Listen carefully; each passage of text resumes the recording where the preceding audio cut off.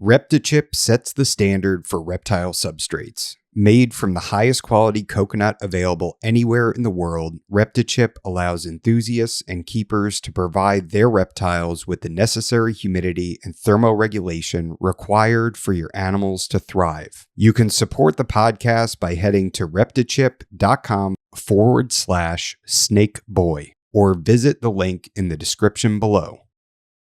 This episode is brought to you in part by Exoterra.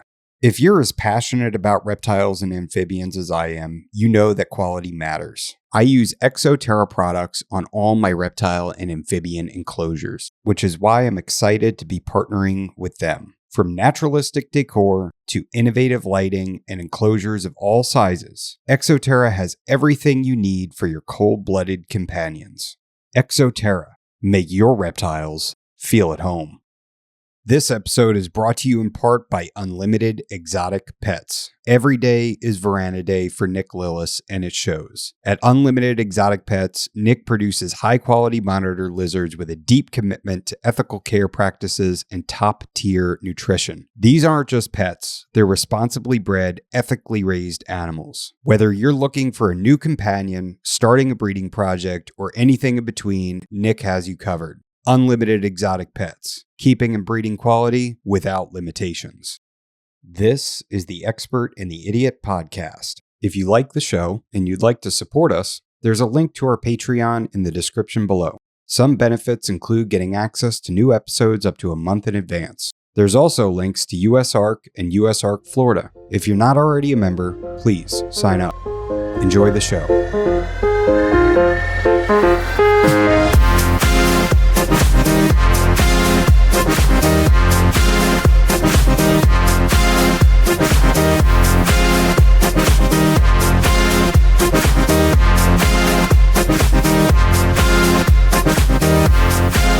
Welcome to episode 110 of The Expert and the Idiot. Today I'm talking to Dan Wakefield of Genesis Pythons. And yeah, man, this is going to be a good one because obviously we're going to get into short-tail pythons. And but additionally, I found this morning all your wildlife photography. So I've got some photos prepared to go through on the episode today. We'll describe them as best we can for the audio listeners on Spotify or Apple or, you know, wherever you're streaming this. It's available on almost all platforms. But yeah, Dan, thanks for joining me. Yeah, I love talking to photographers, man. It's always good to be able to pick your brain. And yeah, we'll kind of get into how did you get started with reptiles and what drew you to keeping short-tail pythons exclusively? Yeah. I mean, I'm assuming that you love all reptiles, right? Yeah. But how did you get into the short-tail pythons? What drew you to them specifically? Yeah. So, I've kept a number of species over the years. But there was always something about blood pythons specifically, which is what I keep, that just kind of captivated me. And I attribute it to two things. One of them was back in the day, seeing Dave and Tracy Barker's special on National Geographic. There was a National Geographic special about snakes, and then like the last 10 to 15 minutes of it was a little segment that was titled A Passion for Pythons. And it was like a interview and tour of VPI with Dave and Tracy. And back then they were working with more species. And part of the segment, they showed like their top 10 favorite animals in the collection. One of them was a T-positive albino blood python. And it just kind of blew me away. Like the size of it, you know, how thick it was, the color, just like the slow and methodical nature of it. And I was just like blown away. And I was probably 14 or 15 at the time.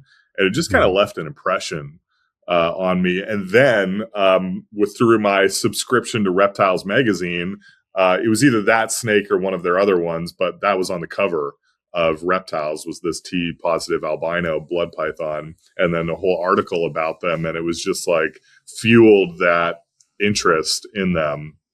And so, but I didn't keep them for a long time because I just didn't feel like I had the space for them. I didn't feel like I had, and back then too, I think earlier on, people were keeping them hotter and wetter.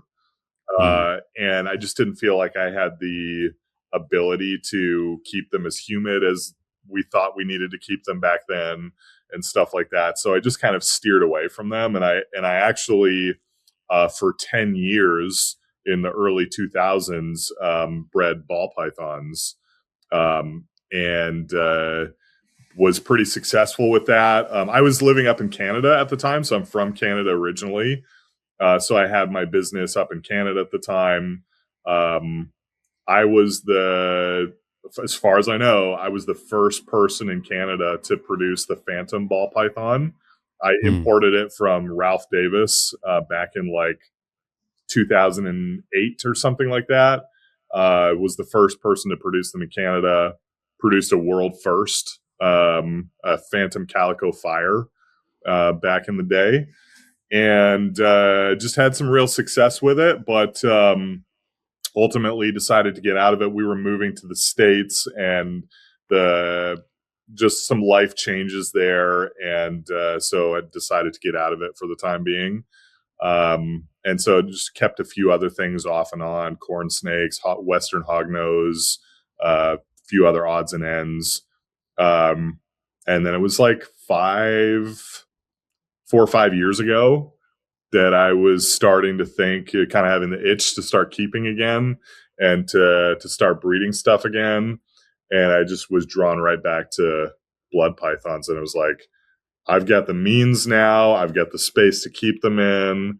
I've got a garage that I can climate control, and this got adequate space. So we dove into it. This episode is brought to you by Chewy. Most people think of Chewy for dog and cat food, but if you keep reptiles, you should absolutely be using them too. Chewy carries everything from all the brands you trust, like Exoterra, Arcadia, Zoomed, and everything in between. Live feeders to frozen rodents, enclosures, substrate, heat lamps, thermostats, water bowls, misters, and more, all in one place, shipped straight to your door. Sign up for Chewy Plus today, free for 30 days. You get free shipping, 5% rewards, and exclusive offers. I use Chewy, and you should too. So I kind of want to go back. Where did you come from in Canada? Were you born in Canada? Yeah, so born in Canada. We moved around a bit while I was a kid. So I was born in Canada. When I was 4, we moved to the States. And then when I was 17, we moved back to Canada. So kind of grew up all over. One of the places that I grew up in the States was actually in Mississippi. And I think that's where my love for snakes really flourished. I had an interest in them before that, but I was 7 when we moved to Mississippi, and like we were finding like 4-foot gray rat snakes and corn snakes, and saw my first cottonmouth in the wild there, and copperheads and speckled king snakes and stuff like that. And it just really caused that love for snakes to just really flourish. And that's where I was living when I saw the Dave and Tracy Barker special, and where I had my first Reptiles magazine subscription and stuff like that. So that's, I think, where some of that love for snakes really grew. And then when I moved back to Canada a couple of years after that, I started the ball python breeding up there. Okay. And where are you now in the States? I am in South Florida. So I'm over in the Fort Lauderdale area. So just across the Everglades from where you are. Right on. Right on. Dude, I was in your neighborhood. Yeah. I'll have to hit you up next time I'm out that way. Yeah, absolutely. That's cool. So is herping still, is that like a big part of your life? I mean, especially being near the Everglades, that's got to be huge, being able to go out and, I mean, there's cottonmouths everywhere out there. Yeah. So When we first moved to Florida, it became almost immediately became a pretty big part of my life. There was stuff down here that I'd never seen before. I had never seen an eastern diamondback rattlesnake in the wild. I'd never seen a mud snake. I'd never seen an indigo snake. I'd never seen a Florida king snake or Brooks king, depending on where you are and what you want to call it. Stuff like that. Never seen a scarlet king snake. So there was just a lot of species that I was like just eager to get out and try to find. And that's kind of where some of the photography actually started. I had a DSLR camera back in Canada, basically just for photographing ball pythons, so I could put them online and for sale. But I didn't really have a good understanding of photography, how to use the camera, stuff like that. And so when we moved to Florida, this was back in 2015, I had the camera and I was like, I want to go out to the Everglades. I want to photograph alligators and whatever I find out there. And just really was like, I'm really bad at photography. And, it's just, picking up a new medium, you got to learn how to do it. And so that really forced me to learn to do photography, just because I wanted to have cool pictures of reptiles that I was finding. Yeah. So I was going out quite a bit back then. It's tapered off somewhat because my business, my actual business it's just really taken off. And so I just dedicate a lot of time to that. But whenever I can, I'll go out by myself, or I'll go out with a buddy, or I'll take one of my sons out to the Everglades or some other spots in South Florida. And then when I travel, like I try to get out, when we do a summer trip back up north to visit family, like I'll go herping in Michigan. I'll go herping in Pennsylvania. We've got some family there. I'll even go herping in Canada. There's some really cool stuff you can find in Ontario as well. So what are you finding in Ontario?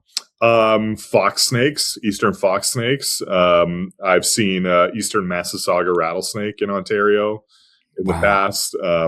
Butler's garter snakes, which are really cool species. Melanistic eastern garter snakes, which are pretty darn cool.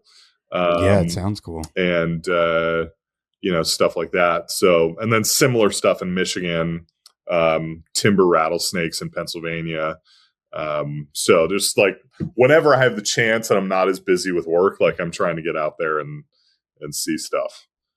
So 2015, you weren't even like a good photographer. You like what was your first camera, and what made you dip your toe into that? And I mean, you already said that, you wanted to get better at kind of documenting and mm-hmm. having cool pictures of these animals, but I mean, that's only 11 years ago. And here you are now, you do photography professionally. Did you do any college courses or anything like that? Nope.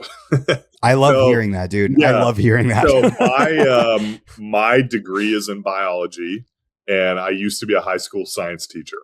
So that was my profession. Loved teaching biology. I was the teacher that would bring snakes into the classroom to show the kids. When I was teaching about genetics, I brought corn snakes into the classroom and showed like the albino and the anery and the normal and the snow, and just how we did the Punnett squares with them. And like, I was that teacher. So it was a lot of fun. It was really cool impacting kids. The unfortunate thing is it's hard to make a living as a teacher. And so that was part of the reason for stepping away from that. But so when we moved down here in 2015, I had a Nikon D70, which is a pretty old model. They don't even sell it anymore. And I had like 2 lenses for it. And I just didn't I shot everything on automatic mode. Like I just didn't know what I was doing with it. And so one of the first times going out with a friend of mine that I made down here in Florida, who is, he's got a side business as a photographer. He shoots like weddings and stuff, but he's also interested in wildlife and reptiles. So we kind of hit it off, and we went out to Big Cypress here in South Florida. And it was like around sunset, still some light in the sky, and we saw an alligator swimming in a canal on the side of the road. And so we stopped to photograph it. He's photographing it with his camera. I'm photographing it with mine. And I'm looking at my photos. They're like dark and grainy and just not very good. And his photos are like bright and crisp and clean and just really cool. And I'm like, what's the difference here? Like, what are you doing that I'm not doing? And he was like, well, I've got a lens that has a bigger aperture, so it lets in more light, so I can get, better light in this darker, time of day. And it's just a better quality lens, so it's clear, it's crisper and stuff like that. And plus I'm shooting on manual mode, so, I'm able to control things. And it just was like overload to my brain. And he said, first thing you need to do is you need to take your camera off of automatic, put it on manual, and learn the exposure triangle. Learn how to manipulate all the 3 points of the exposure triangle: aperture, shutter speed, and ISO. And once you start learning that and really get that dialed in, it'll forever change your photography. So I was like, all right, let's go. So I'll set my shutter speed for basically like as fast as I can possibly go to keep the ISO down so it doesn't get grainy. And I'll usually put the ISO on, I think I put that on automatic, so the ISO adjusts. And I'm looking for you to critique me, by the way. That's why I'm telling you this. Are you saying you go for like a faster shutter speed? Yeah, I go for the fastest shutter speed I can possibly do in that situation, and I'll control the aperture, and then I kind of let the ISO self adjust itself. So yeah, and I actually have a video about this on my wildlife YouTube channel, Awesome. talking about, and I specifically talk about the exposure triangle for snake photography. So anybody that's listening that wants to improve their I'll snake link it in the show notes. I've got a couple of videos about the exposure triangle, about using flash, about doing wide angle photography with reptiles, and just different things you need to think about when doing that. But so with the exposure triangle, it's all about the brightness and darkness of your image. But there's also different things that get impacted by the decisions you make with that. So you know how you see like some professional, like let's say wedding photographers, they take a shot of the bride and groom, and the background is like really nice and blurry behind them. And then others that maybe like look a little bit more amateur, and they take like a similar shot, but like everything's in focus and it just doesn't look as professional. So that has to do with the aperture of the lens, which first and foremost determines how much light is getting into the camera. So if you have a lens that has, say, a f2.8 maximum aperture, it's a big aperture and it lets in a lot of light so that you can shoot at sunset or other little bit darker times and let in as much light as possible, which helps to keep the ISO lower so it's not as grainy. So that's something important there.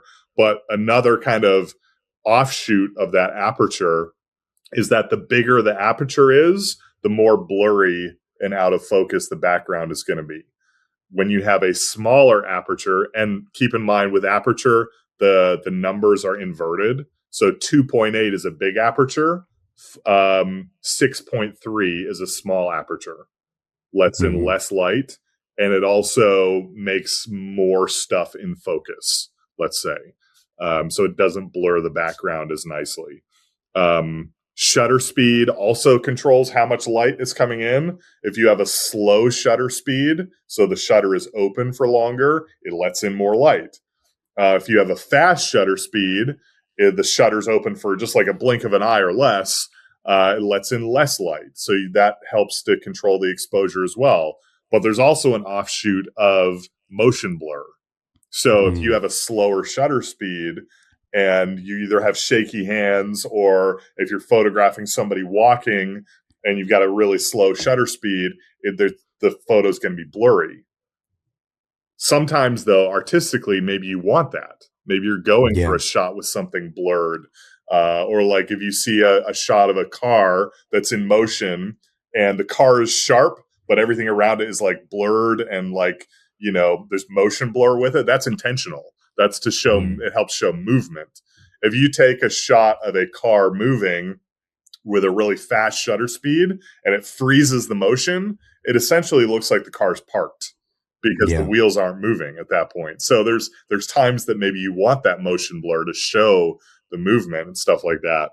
And then with ISO, you can raise it or lower it to get more or less light in the shot. But if you raise it a lot, you're going to start to get graininess. They call that noise in your shot. So there's the interplay of all those things. My teacher mode's coming out. I'm getting really technical here. I don't want to dive in too much. But oh, no, it's fine. I mean, I think a lot of people, I feel like a lot of keepers and herpers have decent enough cameras to take really good pictures. But a lot of people don't know how to use them, and so it's always like, and you hear all different people's techniques and everything, and then you can kind of piecemeal together your own personal technique that kind of, works for you.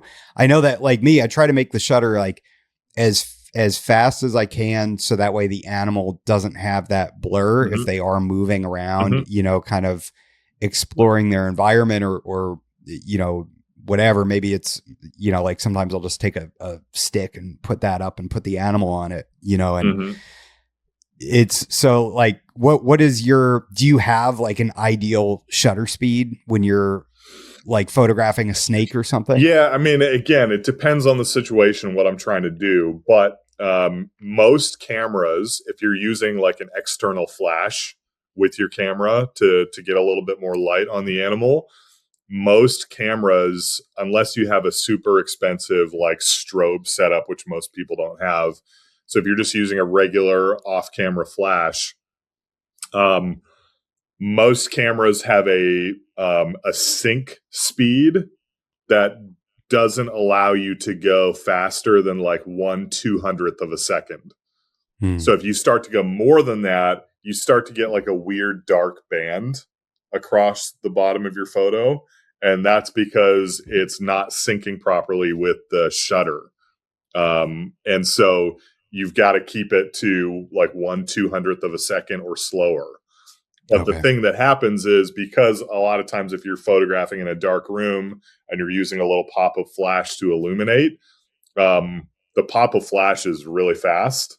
And even if your shutter speed is slower, it illuminates and freezes the subject. So you still get that same effect of freezing like the tongue or something like that. You'll still typically get a nice sharp tongue flick when you're using a flash like that. So like 1/200th of a second is a good starting point, especially if the snake is generally sitting still and maybe really the only motion is like the tongue flick or something like that. So 1/200th of a second.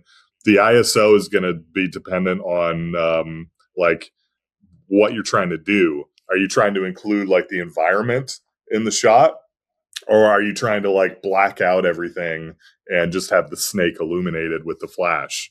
So if you're doing that, you want to bottom out the ISO to like 100. If you're trying to include the environment, what I often do is, especially if I'm out in the wild and like maybe I've got the snake hiding, like coiled up under my hat for a second, just to have it calm down a little bit before I photograph it. Then I'll just take a test shot. If I'm going to use a little bit of flash, I'll do that. And I'll just see like, okay, I'm trying to balance the flash with the environment around it. Because I want to maybe like have a wide angle shot that shows the background or the habitat of the snake. So I'm going to just like maybe adjust my ISO, bring it up a little bit so that, we can see the environment and you just get a little like nice subtle pop of flash in there. So I'm probably going to I'll start the ISO like 200 and I'll move it up or down depending on how bright the sun is or what time of day it is, stuff like that. And then aperture, again, depends on what I'm trying to do. If I'm trying to get a wide angle shot and show the snake in its habitat, I might do an aperture of like f8 or something like that and kind of have it smaller so there's more in focus. If I'm trying to do a really cool macro shot and just have everything else blurred out behind the snake. I'm going to go more like f4, f5 if I'm using my macro lens. So but the important thing is that there's not necessarily a specific set of settings that you just like have to get in your head and remember. It's learning how the exposure triangle works, what changing each point in the triangle does, and then adjusting based on what do you want the photo to look like? What are you trying to do with the shot?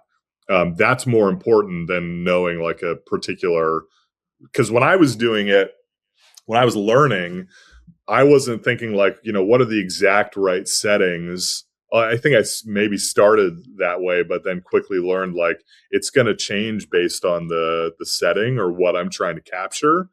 But just like, how do I create a compelling photograph of an animal that just really draws people into their world? And you create compelling photographs. We'll get to some of these photographs and sort of the stories behind them, but I'll bring up one as like an example, and maybe we can talk about how you set up that shot. I mean, this is incredible. This looks like you found a like a baby dragon. Yeah. And so what are we looking at here? So this is one of the coolest snakes in the world, in my opinion. This is a rough scaled bush viper. This is a wild animal. This is not in a zoo or a private collection. This is I had a chance to go to Uganda in Africa in 2019. Wow. We hired a guide who became our driver, and that driver often worked with a local snake catcher who just knew the area. And basically the area where these animals are found, it's all fragmented habitat, unfortunately. There are some like parks and stuff where there are bigger tracts of rainforest, but there's a lot of more like agricultural land where there's like banana plantations and other things. And then there's these little like 5-acre sections of rainforest, and you can find these things there, which is crazy. He would just take us out and we'd hike around these little like 5 or 10 acre sections of rainforest and just looking at like specific micro habitats. And we found this thing about 9 feet up in a tree. Wow. And I had the chance to obviously photograph it. It's really dark. Like in middle of the day, the rainforest was so dense that it's actually pretty dark when you're inside the rainforest. And it's really interesting too, because you can be walking around kind of more in the farmer's field on the edge and be pretty hot. The sun's shining. The moment you step into the rainforest, the temperature drops 10 degrees and the humidity skyrockets. It was just wild to feel that difference, stepping like from one habitat into another. But because it's so dark in there, and like to our eyes, like we acclimate and it's not that dark, but to a camera, it's pretty dark. So I was kind of forced to be like, how do I wanted to get a nice, clean, crisp shot of this animal, but I also didn't want it to be like blacked out in the background. I wanted for you to see like it's in habitat. There's like greenery in the background and stuff. Yeah. So I used a flash, as you can probably tell from the catch light in its eye. I was just thinking that. Yeah, you can see your diffuser. Yeah, so I was using a 24-inch softbox. Wow. And again, we talked about it before we started recording, but with lighting, the bigger the light source, the softer the light. So you can see on the animal, there's nice like soft transition from the top, the brighter spot, to the bottom, the darker spot. And if I was just using a bare external flash on that snake, it would be super harsh lighting, really hard shadows, not flattering, wouldn't look nearly as good. But putting the diffuser on it just absolutely changes the game with how it looks. It looks like if you were walking through the forest and you saw this animal and there was some sunlight coming through the canopy, this is what you would see. Yeah, and it's diffused, so it's maybe a little bit more like overcast light rather than like hard sunlight hitting it. Yeah. Yeah, it's absolutely stunning. So that was, And and this is not a big snake. I mean, this is shot with a macro lens, so it makes it look a little more hefty. But this is a pretty tiny snake. Like this snake was maybe 2 feet long, if that, yeah, and uh, like as big around as like I don't know, a really fat pencil or something, or mm. maybe like 2 really fat pencils together. Like pretty small snake, but just And wild. This species is just wild. it really is. What do you call? What's the professional term for the blurring in the background? So they call it bokeh, with like the Yeah. blurred out areas of the, and it actually more specifically, bokeh refers a little bit more to like, if there's light in the background and it makes like the little circles of light in the Mm. background, which I wasn't doing. You can do it artificially, or you can just, if there is light in the background, it can do that. But yeah, I was shooting this with a macro lens, a 105 millimeter macro lens. And with that lens, when you get close to something, it really blurs out the background. Yeah. And what's your preferred camera? Are you a Nikon guy? Yeah, Did you so stick with I Nikon? mean, I just kind of happened upon, my first camera was a Nikon. I bought it from a friend. He was selling it, and I was like, sure, it was only $500. I'll buy it off you. And so I've just kind of all got into Nikon and stayed with it. But Nikon, if you're shooting a lot of action, probably the best system to get into is more like a Canon or a Sony. So if you're like a Mm. sports photographer shooting action, or if you're shooting like a lot of birds in flight or stuff like that, Canon or Sony, their autofocus is just a little bit better, especially for action stuff. But if you're shooting more stationary stuff or stuff that's not moving as much, so like when I shoot reptiles, typically they're like sitting still. Yeah. And Nikon's, especially particular cameras, tend to have their sensor, and the files they produce tends to be just a little bit better. There might be people that would fight me on that, but I've seen professional Canon and Sony shooters say that the Nikon has the better sensor. So I'm just Okay. saying. So right now I use a Nikon Z6 II. I've got a pair of those. I use them. They're my workhorses for my photography business, but I use them for wildlife as well. And I think I still had a DSLR. Previously, I was using a Nikon D750, which is also a great camera. I did a ton of snake photography with that. But yeah, anything that's kind of in that range is going to give you pretty professional results if you have a good lens and you learn lighting and you learn how to properly use the camera. So like learning the exposure triangle and stuff like that. Yeah, I think I need to step up my lens game. I just haven't taken the plunge yet. I have a Canon 6D Mark II, and I have, which is I think it's definitely the best camera I've ever owned. I kind of started out with the Rebels and Yeah.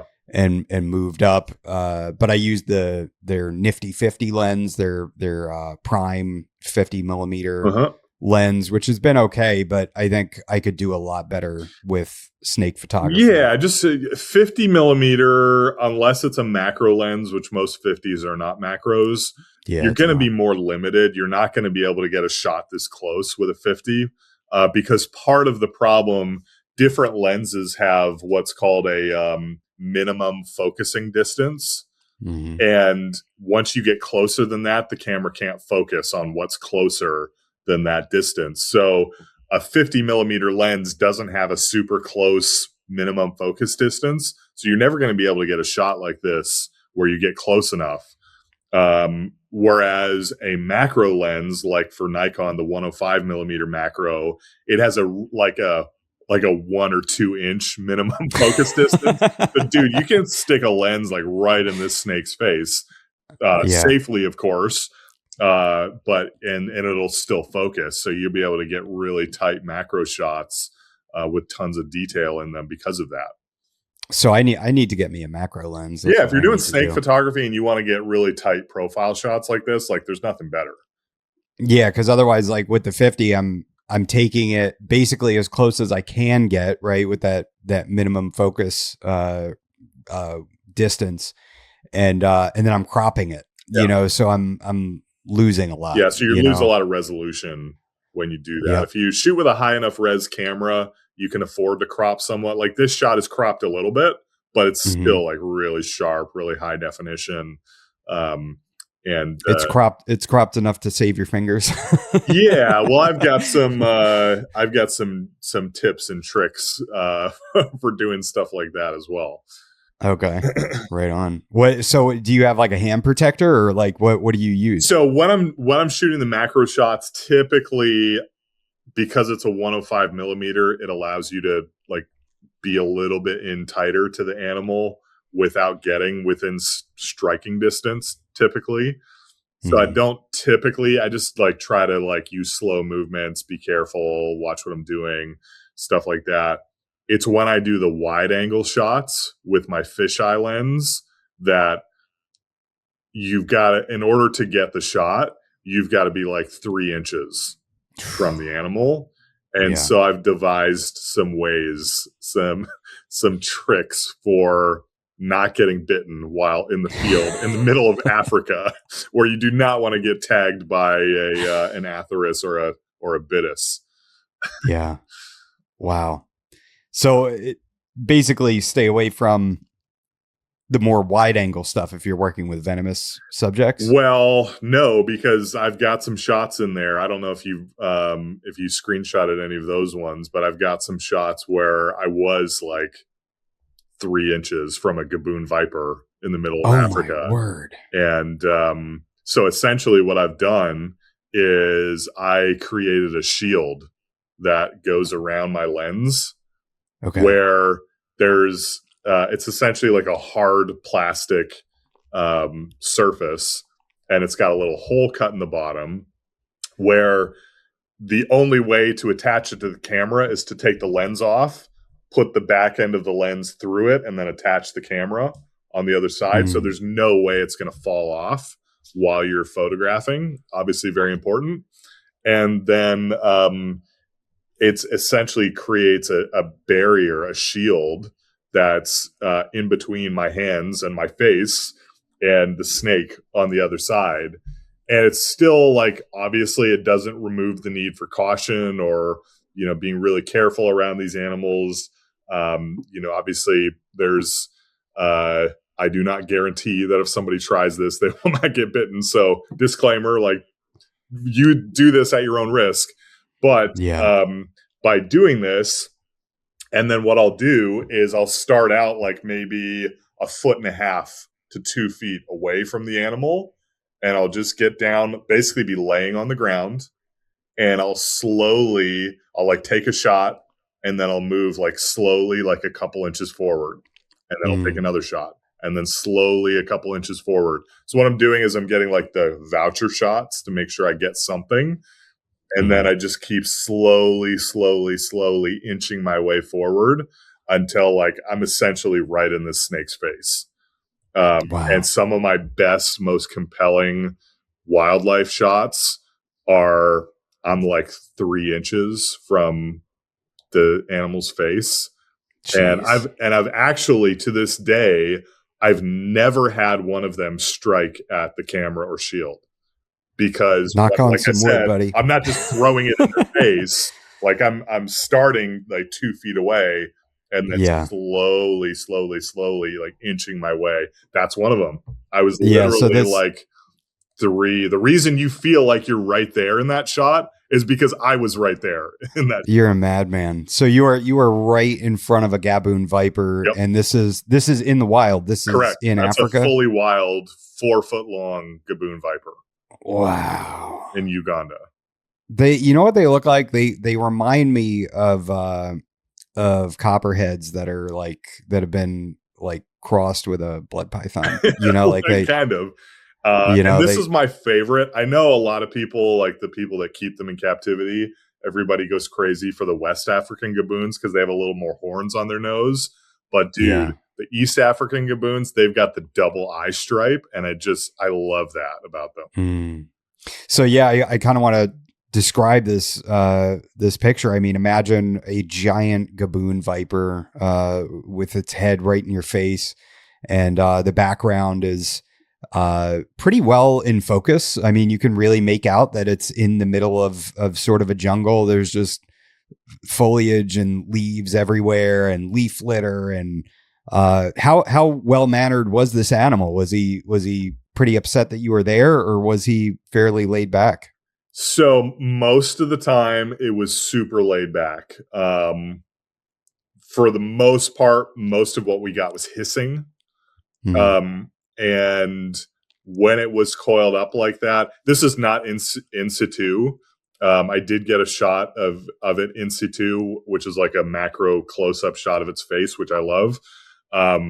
But it was kind of pretty deep in a thicket when we found it. So the snake catcher got it out and kind of brought it into more of the rainforest in a spot where it would be easier to photograph. And most of the time it would just sit there.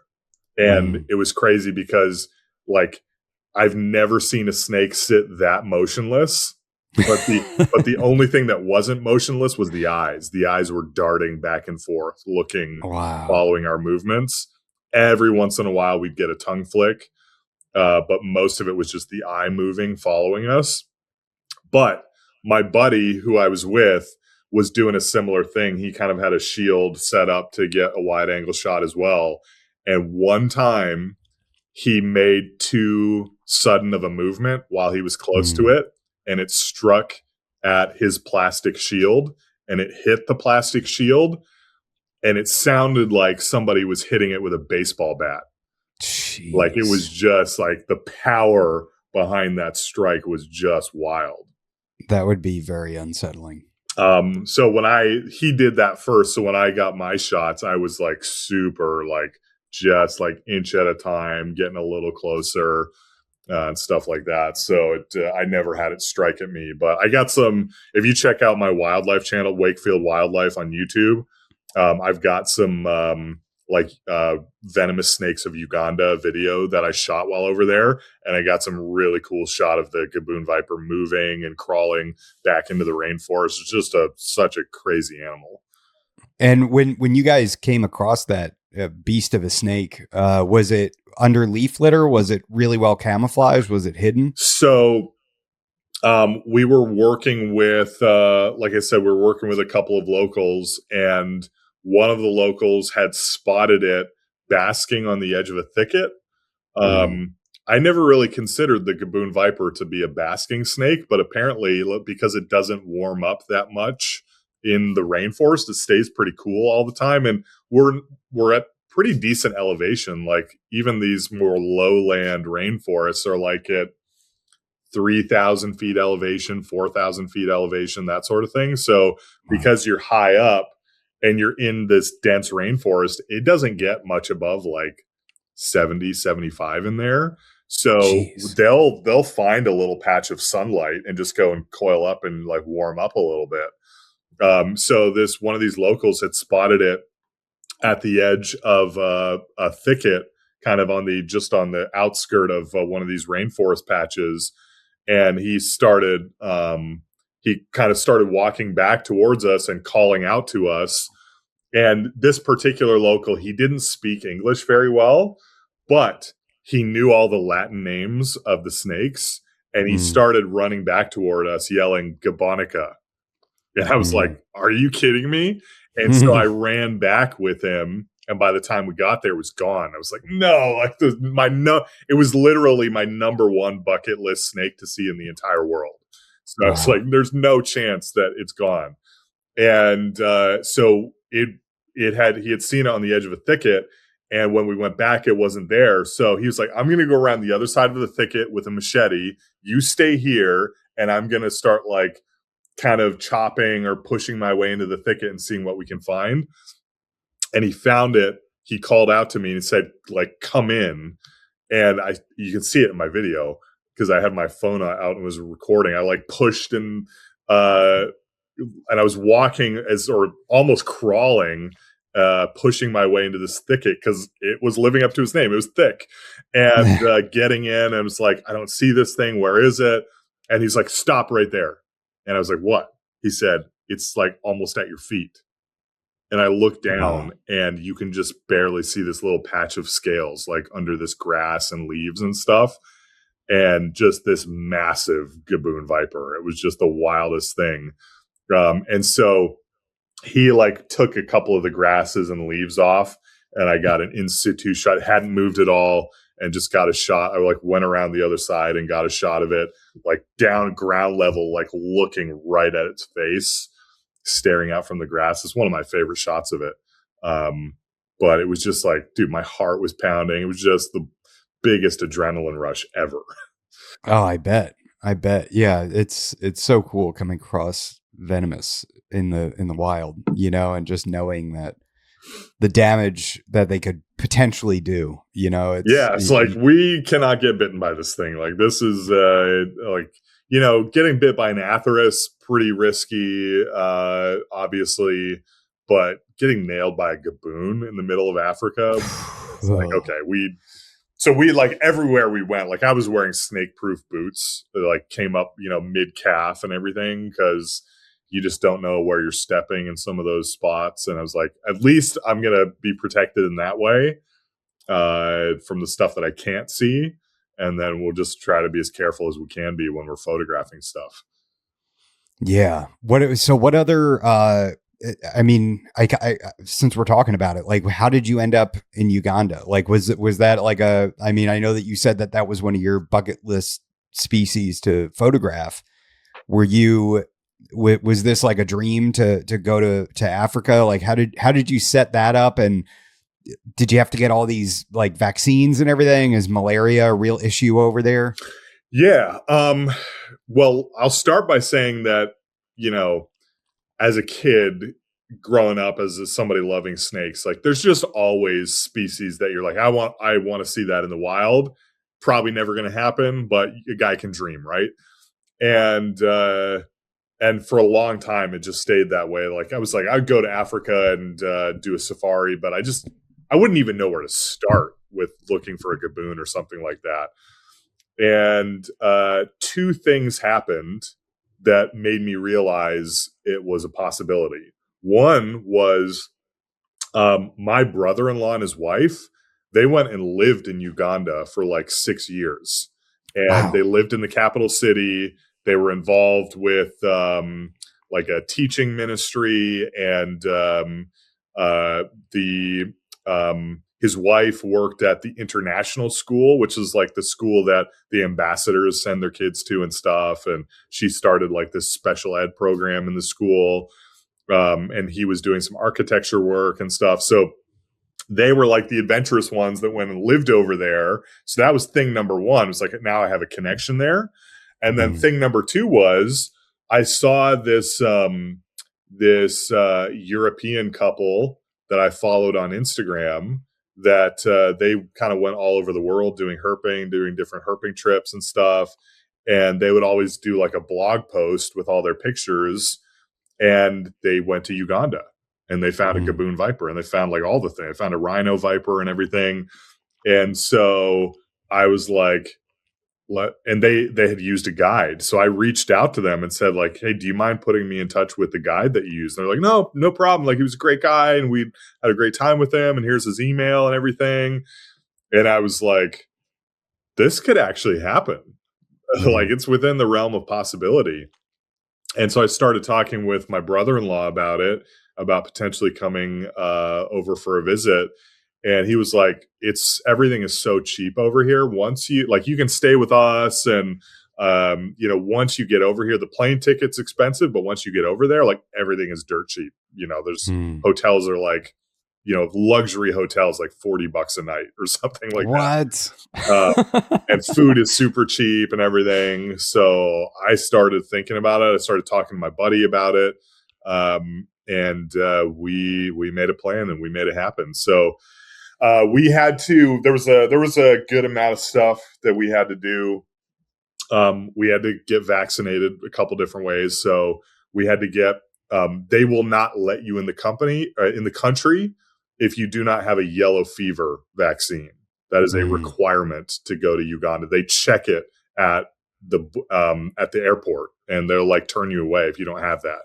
So you had to get a yellow fever vaccine, and then it wasn't required, but it was highly recommended that you take malaria pills while you're there. I think you were supposed to start like 5 days before you went to start building it up in your system. You're supposed to take it every day while you're there, and then for like another 7 days after you come home. And I was like, some people, they can get like allergic to it. Like my sister-in-law, she's allergic to it, but they live in the city as well. And I was like, I'm going to the rainforest. Like there's going to be mosquitoes.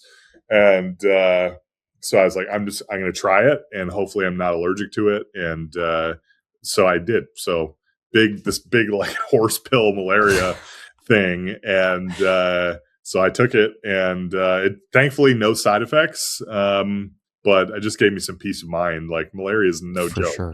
Not really a disease you want to get. So what was what do you know what yellow fever is, and like what was the vaccine? Was it just like one shot? It's one shot, and it's like good for your lifetime, which is crazy. And the unfortunate thing is that the side effects can be pretty serious for the yellow fever shot, but it's still a pretty low percentage of getting those side effects. But like if you get yellow fever, like the mortality rate's pretty high, I think. Wow. So, and especially if you're over there, it's not good. So it's kind of like, plus they won't let you in the country if you don't have it. So it's like you either get it or you don't go. Wow. So we were pretty determined to go. So we did it. That's super cool. And so when you got over there, like how long did you stay? We were there for about 2 weeks. We did about a week of herping. And then my buddy went home, and then so it was just me and my buddy and the guide for the first week. And then, he went home, and then I went and stayed with, my brother-in-law, and then he took us on, like more of like a safari. So go see all the big animals and the national parks and stuff like that. So we kind of had a nice, well-rounded Africa trip. We did a gorilla trek as well, which was insane. That was actually the only expensive thing, was the gorilla trek. You have to get a permit from the government to do a gorilla trek, and it's like $600. They should charge more. Probably. I mean, it's going to conservation. Yeah, it really does. It goes directly to like the rangers and the people that are protecting the gorillas. But I would pay it again. It was fantastic. Oh, I bet. Yeah, I mean, 600 sounds steep, but to see gorillas in the wild, in their natural habitat, it was.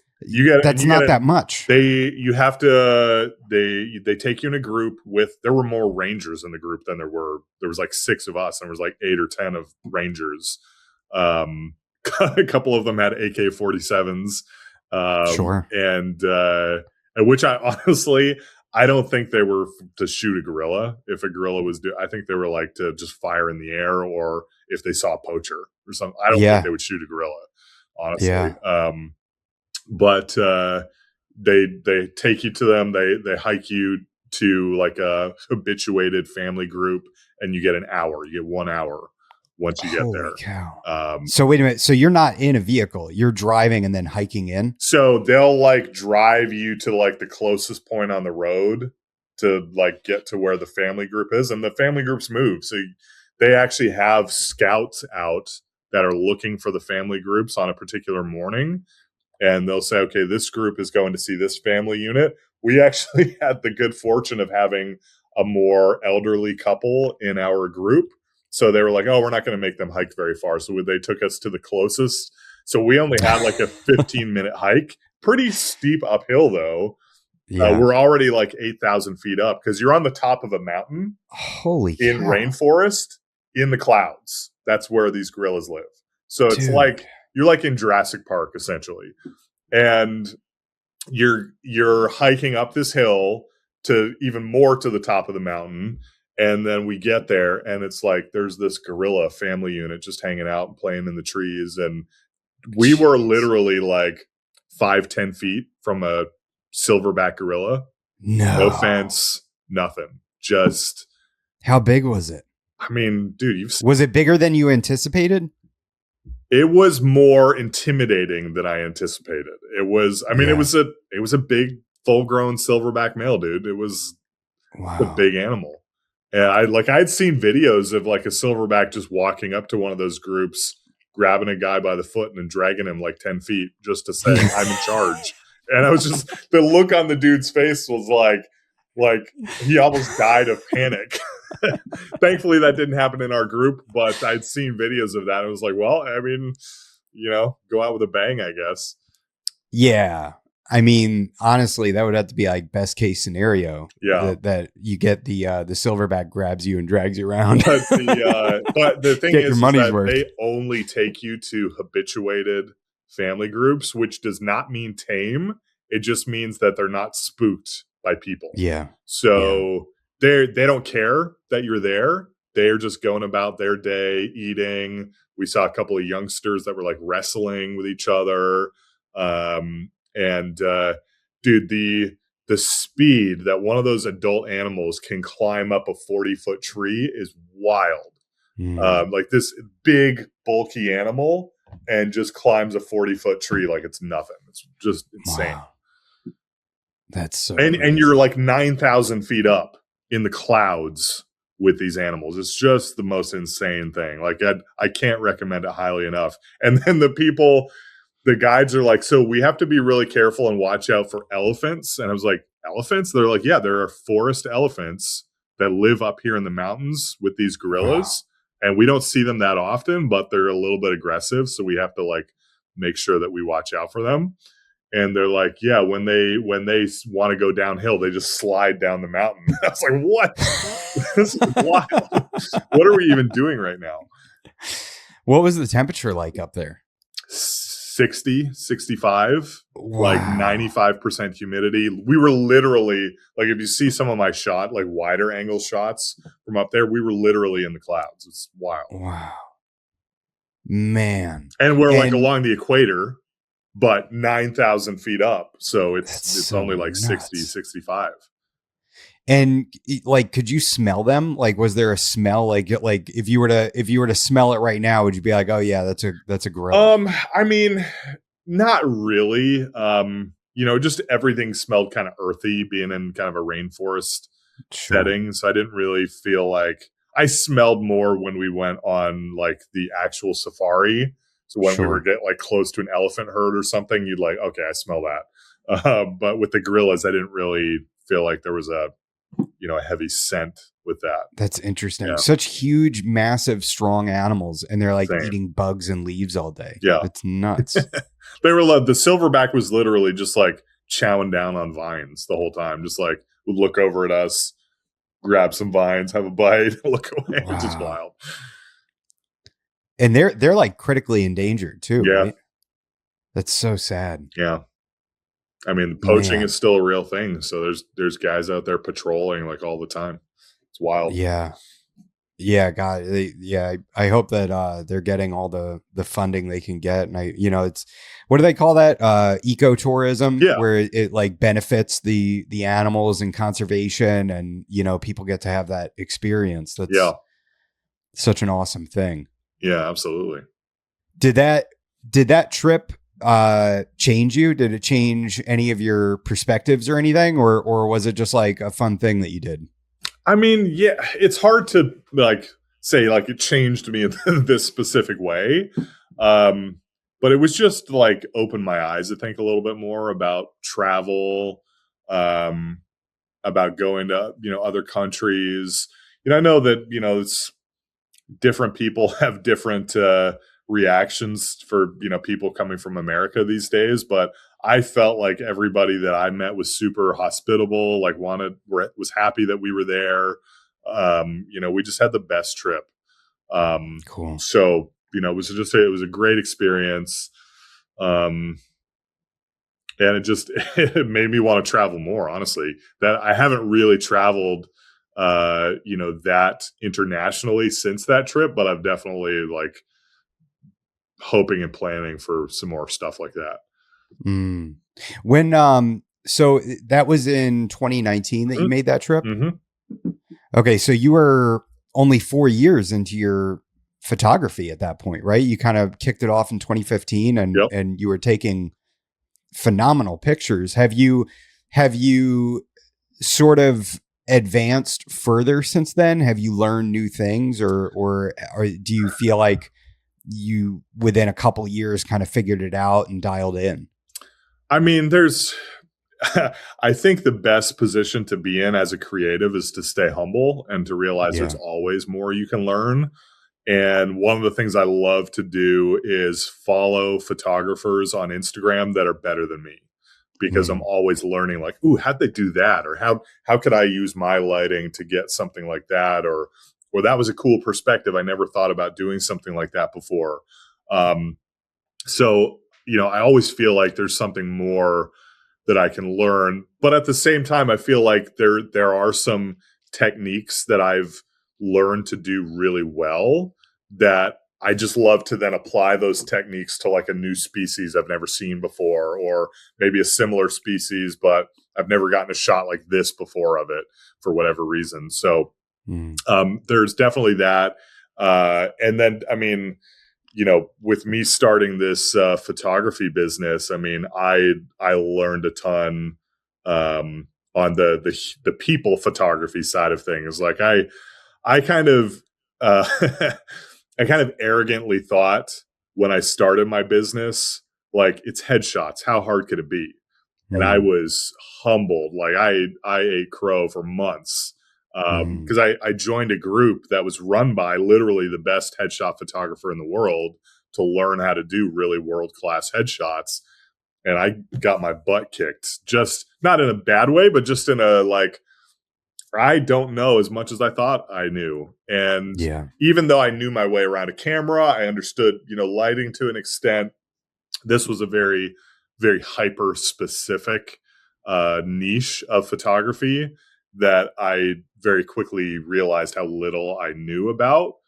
But Mm. thankfully, what I had learned about lighting and stuff, I was able to apply that in this new situation, and then kind of take it to the next level to do this sort of thing. But yeah, it's like there's always something new to learn, and I think if you stay humble and stay hungry and push yourself to learn and grow, like the sky's the limit. Like you're gonna the best people that I know, whether professionals, whether photographers and stuff, they're always, one of the things that's common across all of them is they're all want to keep learning. They Mm. none of them feel like they've arrived. And I think Yeah. that's one of the reasons why they're so good. Yeah, I guess if you feel like you've arrived, you're probably gonna just stagnate, right? Yeah, You're never exactly. gonna grow. Exactly. Yep. So, like, who is getting? We're like an hour in, and we haven't even talked about blood pythons yet. So with the blood pythons, what are your what are you mostly drawn to? Or are you more drawn to morphs or to line bred animals? So I feel like I have kind of a nice sort of balance going on with, the answer to that question might be for me both. But I've, I feel like Kara has been a pretty heavy influence. She's been such an invaluable friend and resource for me. And you know, one of the things that drew me to blood pythons in the first place was red. Yeah. Whenever I would see an animal that was just like, she likes to describe, I was actually listening to her episode before you hopped on, and she talked about, wanting to produce animals with face melting reds. Well, whenever I would Mm. see her post an animal like that, I feel like that drew me in more than the morphs did. No, I liked the Okay. morphs, and I loved people like Nick, what Nick was doing with the bloods and stuff, and Nick became a wonderful friend as well. but I always felt like it was the red and just like the insane reds and the contrast and the cleanness of the red that really drew me in more than Mm. anything. And so I've kind of been trying to build this collection where I've got morphs that are a part of it, but part of the goal is to work line bred stuff into the morphs so that we can create morphs that are starting to express some of those characteristics, and really take some of those things to the next level. Like for example, I've built a pretty good foundation of T plus albino cherry bomb lineage in Mm. my collection. And while there are some people that might say like keep it pure, just do cherry bomb to cherry bomb and stuff like that, my feeling is like I want to get some of that cherry bomb lineage into golden eyes and into batiks and into flowers and stuff like that, and just start producing some animals that really combine the morph with some of that insane saturation that we see in the cherry bomb animals. So that's some of my initial breedings have really focused on, okay, we've got this cool morph that I got from Nick or somebody else, and I'm immediately crossing it to a pure cherry bomb. And that's just step one. This is going to be, Kara talked about, a 25-year process. This is not something that's going to be like, oh, it's perfect in the first or second generation. It's going to take time. Mm. And it's going to take some, selective breeding. But I'm excited because I can't wait to see what some of these morphs start to look like second, third, fourth generation with line breeding, with outcrossing it back to pure cherry bombs and stuff like that.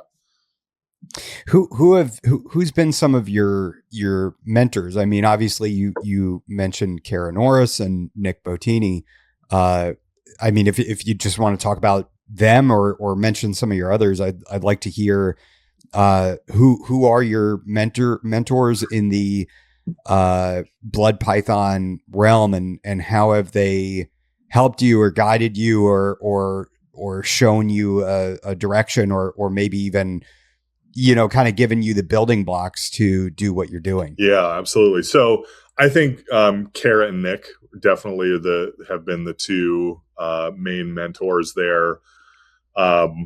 Just both of them so generous with their time. You know, getting picture updates from me on a regular basis, and just so willing to give and willing to hop on a call or text me, or if I had a question, they were getting back to me as soon as possible to answer, and just really became friends first more than anything. And then Sean from Sound Serpents has become a wonderful friend as well, and just a wealth of he's studied short tails, both personal from his own keeping, but also just, I don't know if I know anybody who's done more research into like lineages, and just the guy is just a wealth of information and is just an open book to share it. And so I always said, if I had like a blood python update to share, or like even like a field herping thing to share, the three people that I would immediately text were Kara, Nick, and Sean every time. And obviously super poignant to talk about that with one of them being gone now. But they have all just been really, really big mentors to me in kind of getting back into it and having the foundation of working with pythons in the past, but obviously being a new species and with new considerations and things like that, have just been just such a wealth of information. And then somebody else that probably, he's somebody that generally prefers to fly under the radar. So most people probably don't know who he is. But if you look up on Facebook or Instagram, he doesn't have much on Instagram, but he posts a lot on Facebook. If you look up Rad Red Tails on Facebook, he works primarily with Suriname red tail boas. Oh, okay. Never kept blood pythons, but is just one of the most insightful herpetoculturists that I've ever had the pleasure of knowing. Um, you know, I don't know if I know anybody besides maybe Kara who is better at data and measuring and tweaking and just like recreating, as closely as possible, just perfect conditions for his animals. And he was pretty well known in the boa community um, in early 2000s. Got out of it for a while and then kind of got back into it with a vengeance, like 2018, 2019, something like that. His name is Alex Caratala. But if you just look up Rad Red Tails on Facebook, like, you've never seen Suriname red tails like this guy has. Just like the most. And I've been blessed because he's a friend and he's down in Miami to like hang out at his facility and help him with his animals and photograph some of his animals. And it's just like what Kara does with blood pythons, I consider him to do the same thing with Surinams. Just like it's like being at a candy store in his place. So he's had a big influence on me as well, just in terms of more like general herp keeping and stuff like that. Yeah, I'll have to check him out. Yeah, Sean and Kara are just such good people. I wish I had the opportunity to get to know Nick better. We had gone back and forth a few times, and he was supposed to come on the show, and some stuff came up, and yeah, unfortunately, that was such a shock when that happened. But yeah, Sean is a great friend. I think I talk to him. I definitely talk to him daily, and yeah, the knowledge he has is incredible, and yeah, the amount of stuff he has locked away in his brain, and he's got a book on everything, and he can recall that there's a paper on something, and yeah, there's that's Sean. Yep, for sure. So are you interested in doing anything with World's First or anything like that, or does that not appeal to you? Are you more focused on here's the base of what we have, and it's just refinement now, and just making it better and enhancing it as time goes on? Yeah, I mean, so I think when I bred ball pythons, there was a little bit more of a focus on, what can I produce that's new and flashy and stuff like that. And as a biology, having a degree and, having some background in genetics, it was always really fascinating me with the morphs and everything. But I think kind of, shifting gears and focus with the blood pythons and realizing what's possible with the selective breeding, that it's kind of shifted more to, like you said, how do we take what's already there and what may already be pretty common in the industry, and how do we make it better? How do we take this and, add a layer of selective breeding, and then over generations, like layers of selective breeding. One of the pairs that I have going right now is a really insane martyr line female from Kara to my T positive golden eye VPI stripe male from Nick. And just, I want to see what happens. And then I want to, do some line breeding back to more martyr stuff in the future to see like how red can we get these golden eyes? How much color saturation can we get to pop out on these things? And, how will the pattern influence the golden eye pattern and stuff like that? And honestly, like Kara inspired me a little bit last season by doing golden eye to raspberry and just seeing some of the insane stuff that popped out there. It caused me to change my breeding plan for the season and to kind of reevaluate what I wanted to do and where I wanted to take some projects. So just kind of doing that. Like, let's take what we already have and let's make it better. And how good can we make it? And that's one of the things that's so exciting, is because you don't really know until you go down that road and start trying. But based on what Kara's been able to do in 25 years, like, there's like, sky's the limit. Yeah, it's nuts, right? Like it feels it's such a privilege. I have two animals from Kara, a male and a female, and they're unrelated. And just opening that tub up that my new male is in. He was born what year was he born? 25. Yeah, 25. And she gave me, pick of the litter, and like I opened his tub up and I'm like, God, like how is this it like even possible? Yep. And it's just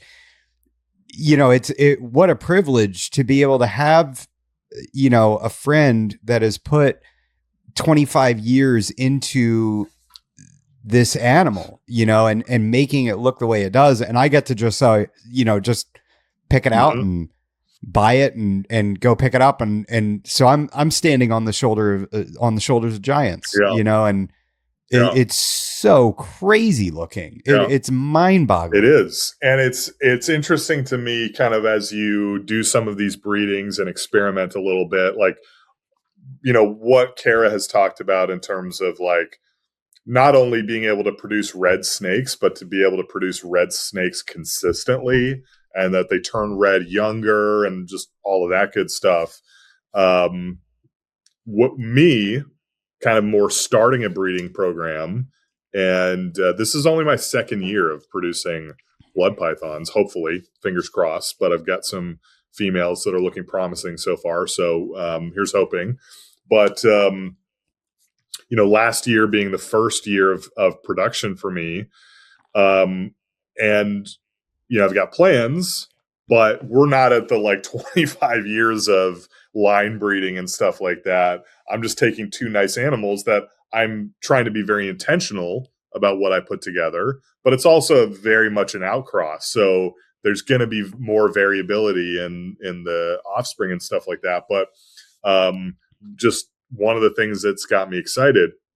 So last season, I did my T-positive GoldenEye VPI stripe male from Nick to a VPI stripe cherry bomb outcross female that very much has the cherry bomb traits, like color through the roof, saturation through the roof, just insane.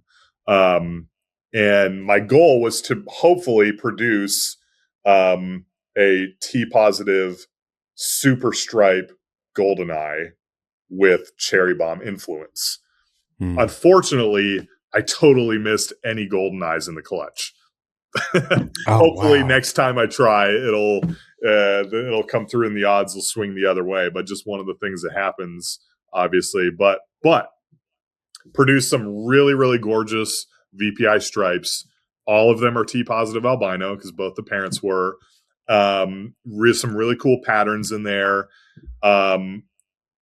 But from the moment of hatching, there was one standout that, like, literally from the moment it came out of the egg, the saturation was like double everything else. And there were some really nice ones that were also in there, but there was one that was like, there's something different about this one.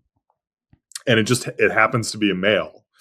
And the more that it's grown, the more it's like head and shoulders above every other snake in the clutch in terms of saturation. Wow. It's just like, it's one of those snakes you described. You open the tub and it's like, where's the sunglasses? Like, I can't hardly look at this thing without my eyes watering. And it's still like this small, and it's just like glowing, like insane. So to be able to hold back an animal like that and say, okay, let's breed it back to mom eventually, and let's see if we can get more consistency with this sort of color coming. I know that, again, first generation, like, not expecting anything, too crazy, but to me, it's like step one in a process of, we produce something insane. Okay, how do we take that to the next level and produce that insane thing in a more consistent way. And, just Kara rubbing off on me in terms of like thinking about long term, like don't just think in terms of like one generation, but think in terms of like 10 generations. How are we going to get this thing and move the needle on this? So, but I was just excited to produce something like that, and then to be able to hold it back and just daydream about what the second, third, fourth, fifth generations could look like after that. Yeah, absolutely. Yeah, and putting the amount of thought you're putting into it, it seems so important. If you're getting these animals that are this incredible, and have had so much thought put into it, like it kind of forces you to put thought into these projects going forward. And especially like having Nick's animals has to have like, that has to multiply then, by even that much more, right? Because you want to do justice to what he was doing, right? Mm-hmm. Yeah, I'm one of the things that I'm probably most excited about this season, and probably the most, obviously just not having him here, but also like not having him here to see this particular project. And I know that because we talked about this project, and he was excited for me about this project, and was really interested to see the result. Not sure if she's going to take yet, but that she's showing good signs, so I'm hopeful. I have from him a super sunder goldeneye het T positive albino, and I'm breeding her to a pure cherry bomb male. Wow. And so everything in the clutch will be sunder. Hopefully half will be goldeneye. Hopefully half will be T positive albino, and everything will have at least some amount of cherry bomb influence in there. So, he was just excited for me to take that project in that direction, knowing my love for cherry bombs. And so that's one that's just like, how can I, help to carry Nick's legacy forward? And his thing was always better over time. How do we make things better over time? And he was doing that. I mean, he was every season, it was something was hatching out that was like mind blowing. Like, I don't even know how it could get better. And then he makes it better the next season. So to just have the privilege to have an animal of that caliber from him, and then to do something like cross it to a pure cherry bomb is, I'm just very thankful for that privilege. Yeah. Yeah, absolutely. I mean, those animals are so much more important now to continue working on the refinement that he had in progress. Mm-hmm. So what are your parameters? How do you set up blood pythons? Like what are your temps? Yeah, I'd like to get into all that. Yeah. So,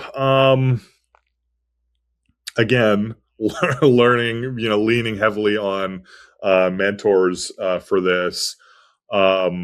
So I keep my adults in an ARS 8514 rack, which was something that Nick highly recommended when I started working with him. He loved that tub size, and it's worked very well for me so far. I've got the warm spot in the cage set to approximately 85 degrees. These are not people that are listening that are maybe breed ball pythons that are interested in adding bloods. These are not just like a bigger, chunkier ball python that need more humidity. This is a different animal. And so, 85 warm spot has worked great for me. My room temperature varies between 78 to about 81 is where I try to keep it. A little bit less in the winter when they're breeding, a little bit cooler overnight in the winter when they're breeding. And I do my best to keep the room humidity close to the 60% range. And then obviously it gets a little bit higher in the cages, but again, I am not the expert in this, but they do not need the like damp cages that people used to think that they need. Like mid 60s humidity seems to be like a really good sweet spot for them. But circulation is important too. To have like a damp, closed up enclosure that's 90% humidity, not a good thing. As Kara has mentioned many times, these animals have a great big lung, and they need fresh air to be able to breathe. So in addition to having the humidity pretty high in the room, I've got fans circulating the air around so that they've got, helps to stay fresh in their cages. So that's been really, really important for me. I know that people that live in drier climates often tend to prefer more of like the mulch type substrates for these animals, but I live like outside of Miami and we got lots of humidity pretty much year round. So I prefer to keep these animals on paper, crumpled up paper as well for them to hide under and still kind of feel like they're under leaf litter. But if you've kept bloods for any length of time, you know that the amount of liquid waste they can produce can be catastrophic to a cage. And spot cleaning is not really an option typically with these animals because of the amount of liquid waste that they produce. And like, it's not uncommon to have, it's not technically urine, but once they, quote unquote, urinate, the entire paper to be completely soaked. So to just have that ease of cleaning where it's, take the paper out, spray it down, wipe it, give it a rinse, and fresh paper, fresh crumpled up paper for them to hide under, fresh water, and they're good to go, has just been really essential to a good workflow that doesn't overwhelm me. I've got my business, got my family. This is not a primary business for me. And I'm intentionally trying to keep it smaller because I don't want it to turn into a full-time business for me. I don't want to mass produce these animals. I want to enjoy it. I want to work with the species. I want to develop the species, play a part in that. But I want to keep it manageable at the same time.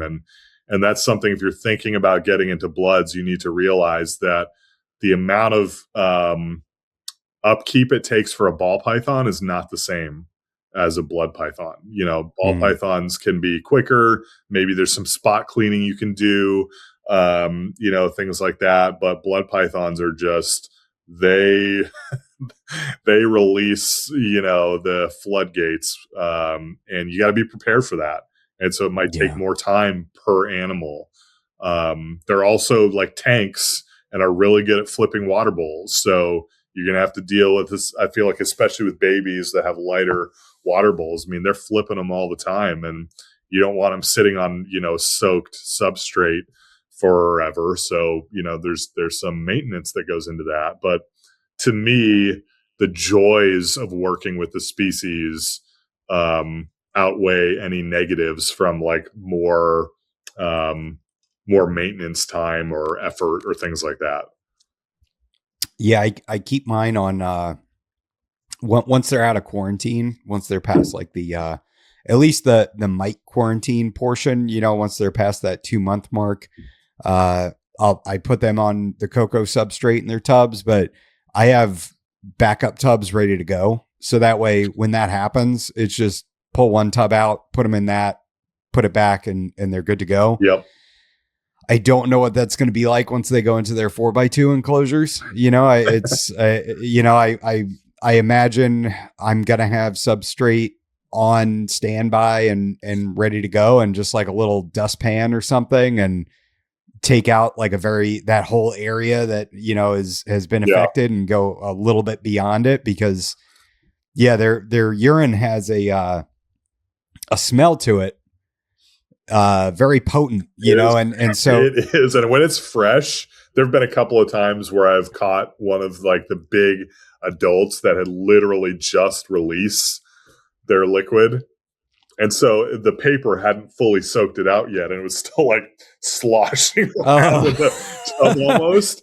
And, just like, oh, like that is some powerful stuff. But even though it's like, okay, maybe that's a negative, but at the same time, it's a positive, because if you still smell it, you haven't cleaned up all of it yet, which is really good, because you don't want them breathing that forever. No. Or sitting on it or anything like that. And so the fact that you can smell it so easily makes it really easy to identify typically, which cage it's in, or, if you're keeping them on, mulch or something like that, make sure that you've got all of it, or whatever the case may be. So it's a hidden benefit. It is. As soon as I walk in my room, I know if a blood python peed. Yep. As soon as I walk in. If I don't smell it, then there's no pee, and there's never been a time where I've checked them, and done a visual inspection and go, oh, shoot, you must have peed at some point. Yeah. Yeah. I come through the door and I'm like, oh, okay. Yep. All right, that's a blood python. It's not a carpet python. Yeah, no.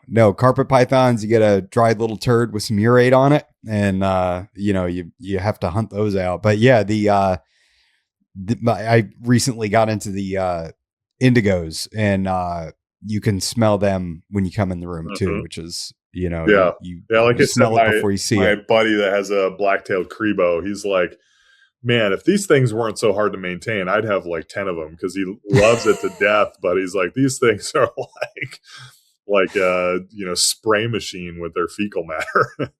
Yeah, it's pretty impressive. And I made quarantine tubs for mine, and they have like these little fins in the corners to make the tub more structurally sound. Yeah. I have them because they're in quarantine, so they're literally as far away from everything else as possible in my bedroom. And so I just got these snap bins, and I'm keeping them ambient. And yeah, man, like those fins in the corner are absolutely detrimental, because they always they position themselves like in the corner for it. Yeah, and it's like, so I'm going through, I use Clorox wipes to try to get everything up, and I'm just like, all right, there's still stuff there, and yeah, it's kind of a pain. So how do you approach like disinfecting your tubs? Like, what do you use to clean? Are you using F10 or Simple Green, or? I've been using chlorhexidine a lot for a cleaning material. But one of the most important things that I have in my snake room, which is my garage, and we climate controlled it, we invested in a big commercial stainless steel tub, so that you can stand up one of the big ARS bins in it. And it's got one of the big pull down sprayers for it. And Kara recommended a couple of things for just general scrubbing of the tub. So it's like a little scrubber thing, and you actually fill the scrubber thing up with Dawn soap detergent or something. Okay. And it's got little tough plastic bristles. And you just go to town scrubbing and squirting the soap and just getting it soaped up. And because that's one of the most important things, is just physically removing fecal matter and urates or whatever might be sticking to the surface, and just giving it a good scrub. So you're kind of mechanically removing anything that's in there. And then a disinfectant spray to sit in there for a second before wiping it down. So that's been a good process, and just having it right there and has made it just a real quick, seamless process rather than a headache. I think just whatever cages you just have to have something that is works with that caging system for the cleaning process. Otherwise, you're just going to get sick and tired of doing it. So how do you approach feeding? What has been your approach to feeding since you started keeping blood pythons? So very high level, I I when I was getting into it, I was hearing about people that were like, not everybody obviously, but some people that were like power feeding blood pythons, trying to get them as big as possible or stuff. And then, every once in a while you see in a group, um, like just an adult blood python that's just like absolutely massive, like probably feeding it rabbits or something insane. Yeah. And I know that there are some, that naturally get quite large, but I think that I've always kind of erred, probably too much actually, erred on the side of like growing them a little bit more slowly, Mm. and probably feeding them closer to like the smaller end of the limit of what they can swallow and stuff like that. Um, and because I'm not in a rush to get them to breeding size, and especially females, like I don't want to rush to get them there. And yeah, I mean, you could probably get a female to 3 years and have her big enough to breed if you're like really pounding her with food. But like, what's the point?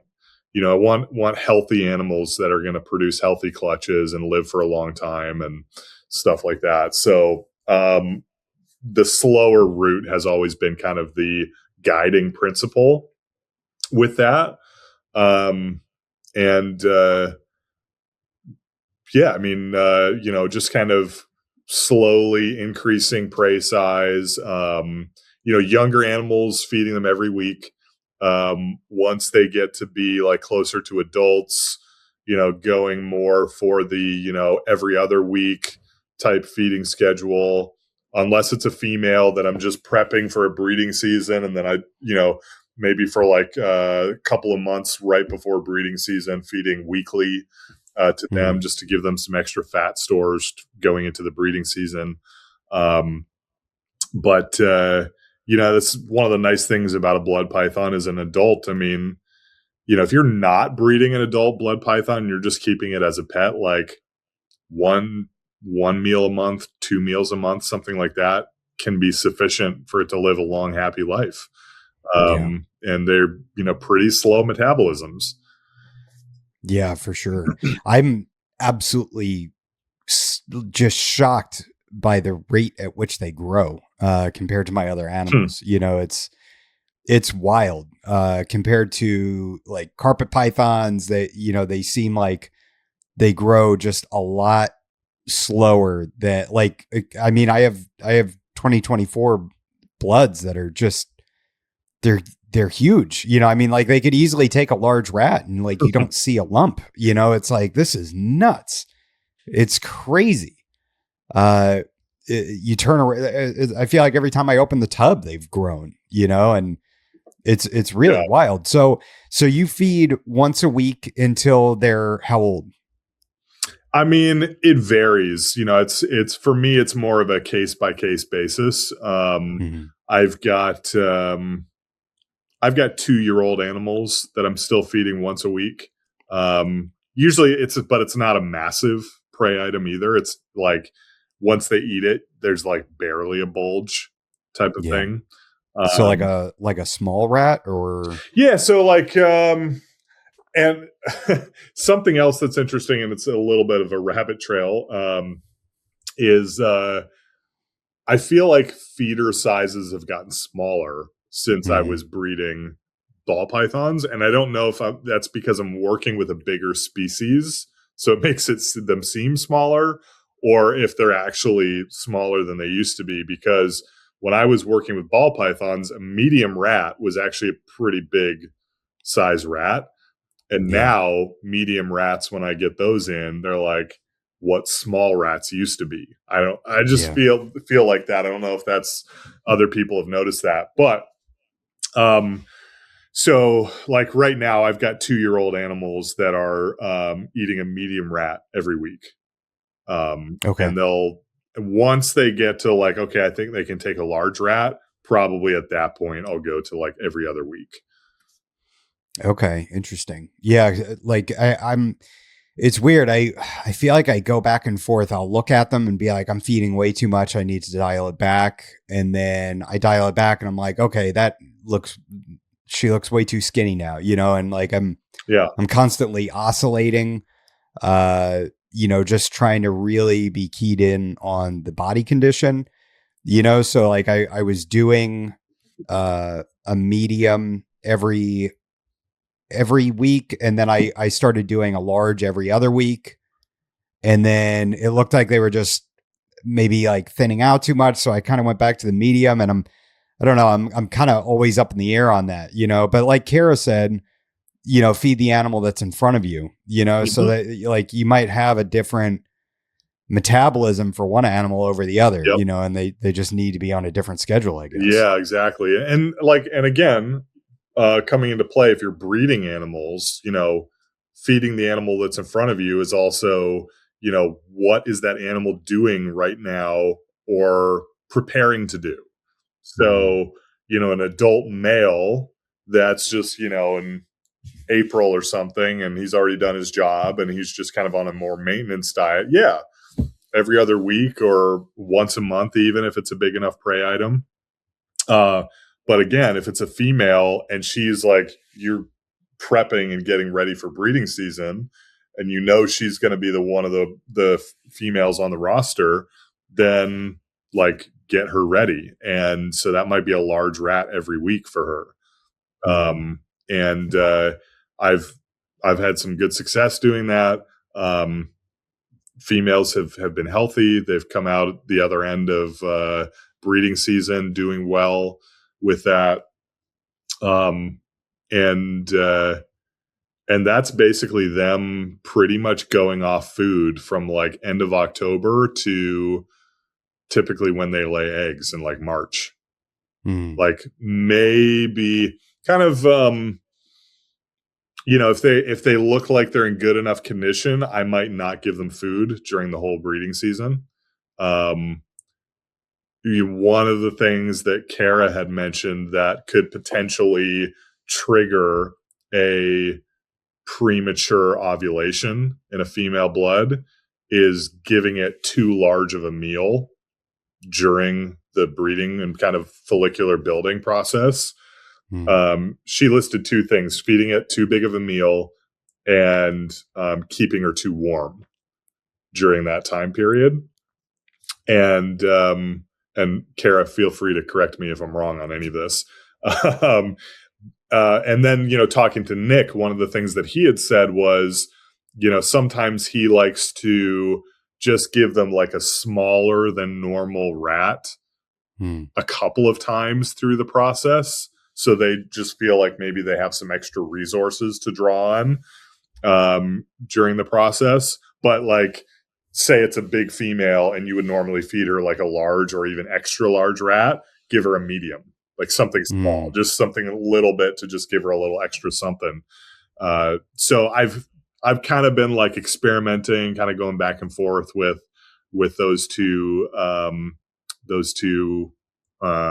things, but it's been working well so far. And yeah, like you said, just being aware and monitoring and watching your animals and what are they telling you and what is their body size telling you. And it's one of the things I like about having a little bit of a smaller collection is that it just allows me to keep a better eye on everything that I have and make sure I'm monitoring like, their feeding and their body condition and is this an animal I need to feed more? Is it a little too thin? Or maybe this animal has an even slower metabolism and I need to back off the feeding a little bit because I'm not even planning to breed it, the coming year, something like that.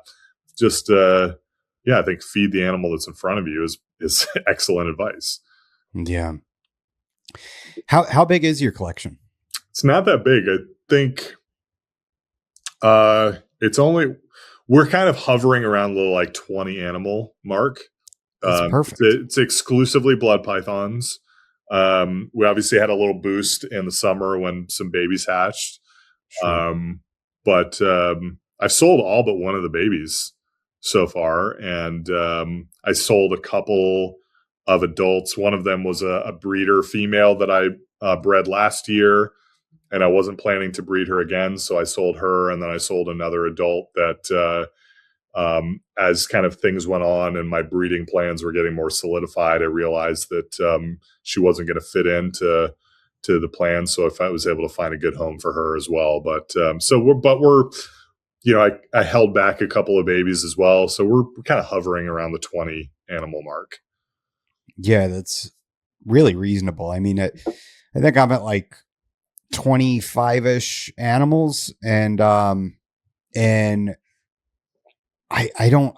can't fathom having like 100 animals. Like I couldn't fathom having 4 times what I have right now, but I work a full-time job with overtime, 2 kids, I'm expected to be a father and a husband, so it's like, I can't just be doing snake care all the time, and I had that when I was breeding ball pythons back in Canada. I can't remember exactly like how many breeders and holdbacks I had at one time, but I remember one summer I hatched 94 babies from 15 clutches. And that's crazy. So it was like, it was a lot of, but that was one of the things that I was more focused on. And I was single at the time. And so I just, no kids, didn't have time, or had more time on my hands. So it was easier to, plus, not that they don't require care, but, having 100 ball pythons to look after is not the same as 100 blood pythons. So I absolutely can't imagine, obviously people like Kara, she's got a process. It's a big part of her life. It's what she does. But, for me, with just the way that things are in my family, with my photography business and how busy that keeps me, I just can't imagine having a massive collection. And and I think it just, at the same time, I'm always like, oh man, like I'd love to have this and I'd love to add this. And, I do want to have at some point set up a couple of really nice planted tanks in the garage and have something a little more visual. I love, and I'm trying to, I always go back and forth about what I want to be in those tanks. On the one hand, I love jungle carpets and green tree pythons, so I'd love to have something of that nature. But I also love more like living planted vivaria with like geckos, like Europlatus geckos, or stuff like that, or some sort of New Caledonian gecko. I don't know. I go back and forth, and I've kept similar stuff in the past. So, just the thought of like having this absolutely massive collection is just like, I think you get to a point where you get enamored with something, and you want to keep it, and then you're like, when am I going to have time to maintain that? Yeah. So just kind of the maturity of realizing like, being content with what I have, and maybe setting up some sort of plan for adding something in, but just I'm okay if that doesn't happen. Yeah. And it's actually one of the things I like about field herping is you go out and you see the animal, you photograph it, and then you just let it go on its way, and you get the photo as a keepsake. And photos are really easy to maintain. Yeah, they are. They are. So do you think you'll ever get like a Suriname or anything? That's a good question. I don't want to breed Surinames. I may get one in the future. My 9-year-old son has starting to get into wildlife and nature a little bit, and he's told me that he wants a boa, and my buddy has said he'll hook me up. So maybe at some point, maybe when my son's a little bit older, ready to take on some responsibility, maybe we'll do something like that. But we'll see. Yeah, boas are so cool, and they're so low maintenance too. Like, but they're still active. They're always kind of in a different position. They display nicely. They're a joy to interact with. Generally laid back if you put the time in, and And yeah, I'm enamored with boas. I love pythons and boas. I think equally. They're just so different. You know, it's a different experience. And yeah, I don't know. I couldn't imagine my collection not having either or. You know, like I need to have both. And now I've dipped my toe into the colubrid pond with the dry marcon. Which and that was the most. So it's funny. Like I was terrified to get blood pythons because of the pee, you know, and I was like, oh my God, it's going to be so much maintenance, and what if I can't keep up with it? But it hasn't been that bad. And getting a system and a schedule and a routine really helps, and especially just like having a plan of when this happens, I swap out the tub, and you know what, if I'm on my way out to work, I have a clean tub I can put them in. I can put the dirty one outside, you know, and get to it later. And yeah, it's kind of the dry marcon. I was terrified of the poop, and you know, like how bad is it going to be? But I just plan every single day when I get home, there's going to be poop in there. Yeah. Like that's where I've set the bar, is that when I come home, there's going to be poop. And when there's not, I'm like, cool, no poop, you know? And if there is, it's like, all right, little dude, you know, and same thing. I'm trying to have quarantine tubs that are clean with a hide and a fresh bowl ready to roll at all times. Yeah. So I can just move them over and then clean that and let it, you know, sit with some, you know, alcohol residue or whatever in there to disinfect. Yeah. This is, it's a little bit off topic, but it's speaking of dry marcon and maintenance. I saw one time, and I don't even remember where I saw it, but it was a picture of somebody who was keeping Eastern indigos, and they had set up this caging system for them. It may have been a nightmare to maintain. I don't know, but it looked incredible. It was basically, I think it was like an 8-foot long cage system, and it was like a custom build. And they had set up the inside to look like a gopher tortoise burrow with surrounding habitat. So it was like sand and like, you know, saw palmetto leaves and stuff. And they had some sort of backdrop in there that just made it look like, you know, it was in the habitat. But the tortoise burrow was an actual like hole, and the snake could go down it, and they had like a hidden like tub underneath that they could go and hide in. And I was like, dude, like this is the most insanely awesome looking setup for an indigo I've ever seen. I don't know if this is a nightmare to maintain with their poop and stuff, but it looks really cool. Yeah, that has to be. I would love to see that. If you can find that, please send it to me. Yeah, it was. This was like years and years ago. I can't even remember where I saw it. I feel like I saved the picture somewhere, but I don't even remember where now. Yeah, I'm fortunate enough that I have a guy who builds enclosures here in Florida, and so whatever I think of, I can essentially do. Nice. And yeah, he is not. If I say like, hey, can you do X, Y, and Z and set it up this way and have it where, you know, I'm my outlet's going to be over here. So can you wire, like, you know, he's like, yep, we can do that. And like, here's an example of something I've done before. And that is immensely helpful, because I think with my dry marcon, I'm going to keep them in 6 foot long by probably 2.5 wide by 2 foot tall enclosures. And I want to essentially make the cage have 2 fronts. So it'll be glass on both sides. So I can put this in the center of my other snake area. Cool, yeah. And you can see straight through it, you know, and also from a maintenance standpoint, now you can, wherever that poop is, you can just open up. Yeah. Get right at it. Yeah. Like right there.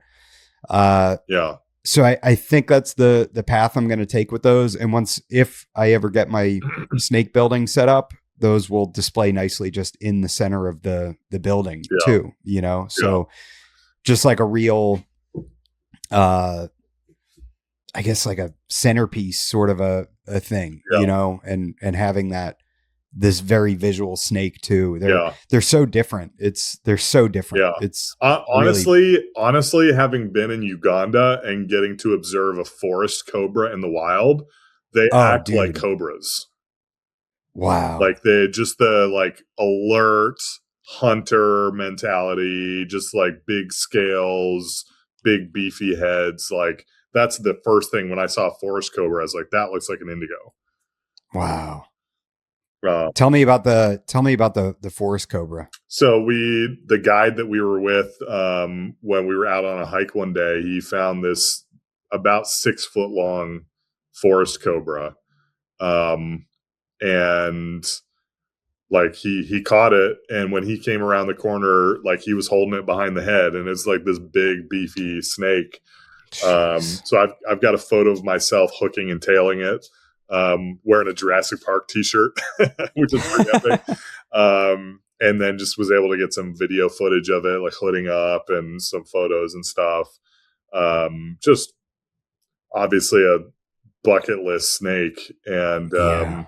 the one that we found was not like, it was willing to hood up and everything, but I've seen like video footage of forest cobras that were like, you cannot mess around. Like they were like standing way up and like charging and stuff, and the snake Wow. did not act like that.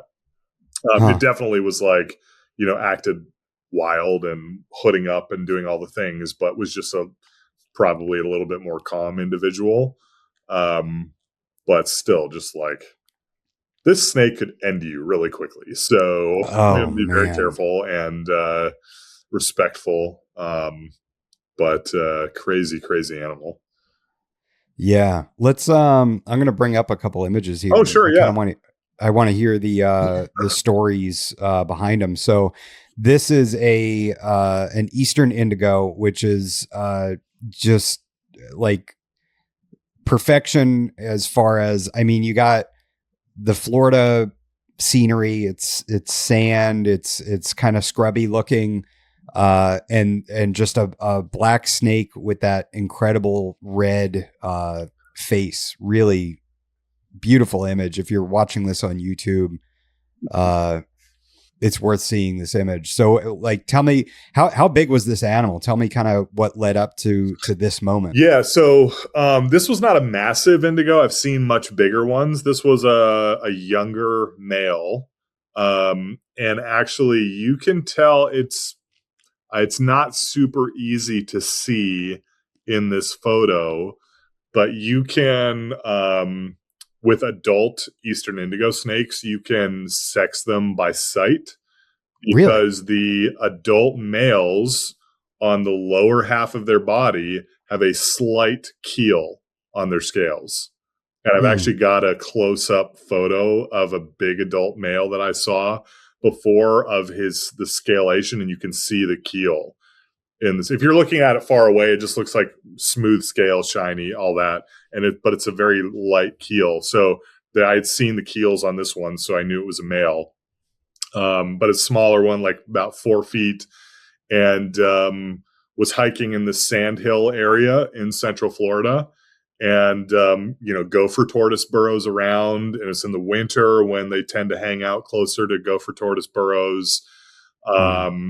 And one of the things that I've seen, I mean, indigos are like top of the food chain in a lot of ways in there, unless maybe like they, if they happen to be foraging in a swampy area, I guess an alligator could take one, or Yeah. I suppose a really big bird of prey could Like an take one, eagle. or maybe a Florida panther, I guess. But Yeah. I think in a lot of ways, they're pretty high up in the food chain. And Yeah. so the ones that I've seen in the wild, the way that they react is to stand their ground. Mm. They might, some of them might crawl away, but if you get a little bit closer, they'll turn and stand their ground and just look at you. Wow. And some I haven't actually seen them do this for very long, so I haven't been able to photograph it. But they will like blow up their neck too, and do that thing where they blow up their neck and make themselves look bigger. I've seen them do that for like an instance, but then they've settled down and they just kind of sit there and look at you. So it's enabled some really cool photography of them. And this was one of like the wide angle shots that I was talking about earlier, where the goal was to show it like in its habitat. So we're in sandhill habitat, gopher tortoise burrows all around, and perfect lighting for the environment. You can tell from the sky, lots of overcast, lots of clouds, making the lighting very soft. And this is one of the times where I actually used a tiny little pop of flash to illuminate the snake, but it blends in with the environment. So if you didn't know, you might think I didn't use it was just natural light, but I did actually use a tiny bit of flash. And so kind of, again, just getting maybe a little bit technical, but when you're shooting a wider environmental shot like this, one of the things that you have to keep in mind is that the sky is often quite a bit brighter than the ground. And if you want detail to be seen in the sky, you've got to drop the exposure just a little bit so that you can see that detail. So if I wanted to use no flash in this image and I brightened up the whole thing, the sky would be what's called blown out, which means the highlights have gone fully white and there's no more detail in the highlights, which typically you want to try to avoid. So brought the exposure down just a little bit and then added just a little pop of flash just to bring a little bit more brightness and detail to the snake. And in this case, when I do these wide angles and I get quite close to the animal, the external flash is actually mounted on the camera, but I've got a diffuser that's attached to it. So it softens it, and it's like literally folds down and is right on top of where the snake is. So it looks very natural. If you don't have that diffuser and the flash is coming from straight on, it makes it look kind of unnatural. But when you've got the diffuser and the flash is now more positioned above the snake coming down from above, it kind of mimics what the sky is doing and the light coming from above. So that's why it looks so natural. Do you have a brand diffuser like that you recommend? There's one put out. I haven't. I mean, I bought this like 10 years ago now, so I'm assuming they still make it. One, it's called a F Stoppers flash disc. Okay, and that to me is the ideal, one of the ideal flashes to use in this situation when you're going to be this close to an animal and the flash is kind of like positioned almost above, because you can get close enough with that. If you are doing using a different lens, you're backed up a little bit more. I don't like it as much at that point. There's other stuff that I prefer, and usually a little bit bigger diffuser, because the flash disc is only like about 12 inches wide. So the way for it to be soft is for it to be really close. Okay. Yeah, that's an incredible photo. We'll let me see here. Let me and if I can do a shameless plug, sure. If anybody wants to buy a print of my wildlife photography, just absolutely. reach out and get in touch, and I'm happy to sell prints. Yeah, absolutely. Do you need a print for your snake room? So is this a different Eastern indigo? So this is one that I absolutely love. This snake. This is an adult female Eastern indigo snake. She was about 5 feet long, and I have actually had the pleasure of observing her on 5 different occasions. No way. Yep. Same. And the reason I know that is because you can see it in the shot, the way that the red pattern is on the side of her head there is like unique. And I saw that exact same snake for like 4 years in a row on 5 separate occasions. Wow. So just went back to the same area, same like general gopher tortoise burrows, same time of year in the winter. And there she was out foraging. Dude, we need to hang out and go on herping /photography adventures. That would be a blast. We can definitely make that happen, man. Yeah, we're not that far away from each other. And again, just this one's a bit darker. She Yeah. is a bit darker, No and yeah, I could. flash. This is No, this is okay, this is all natural light in this one. yeah, it's perfect. So I I was mean, and you can tell it's a sunnier day, and mhm, I was photographing her in the shade.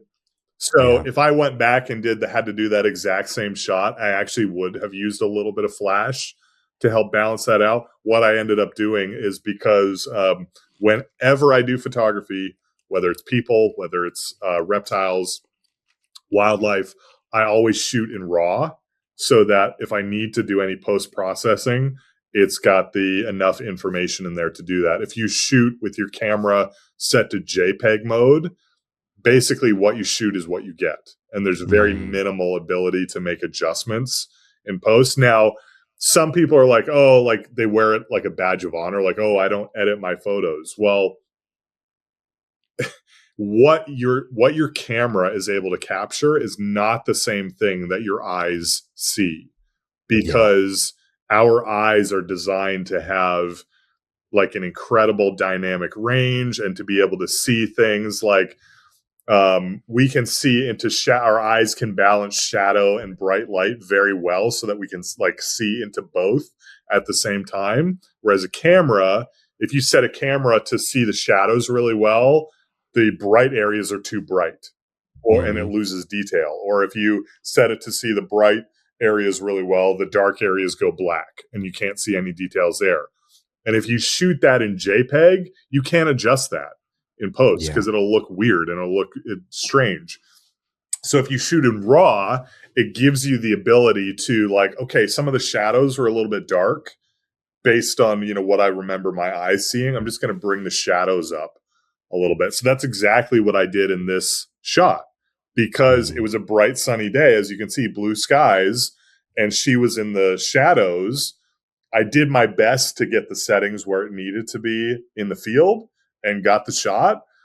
But because I shot in RAW, there's enough information in the shot that I was able to go into Adobe Lightroom and just kind of focus an area just on the snake and kind of bring that exposure up just of the snake so you could see the detail better. Now, I could have done the yeah, same thing by using a little bit of flash, which is what I prefer to do now. But was at a point where I was kind of figuring out some of the wide angle stuff.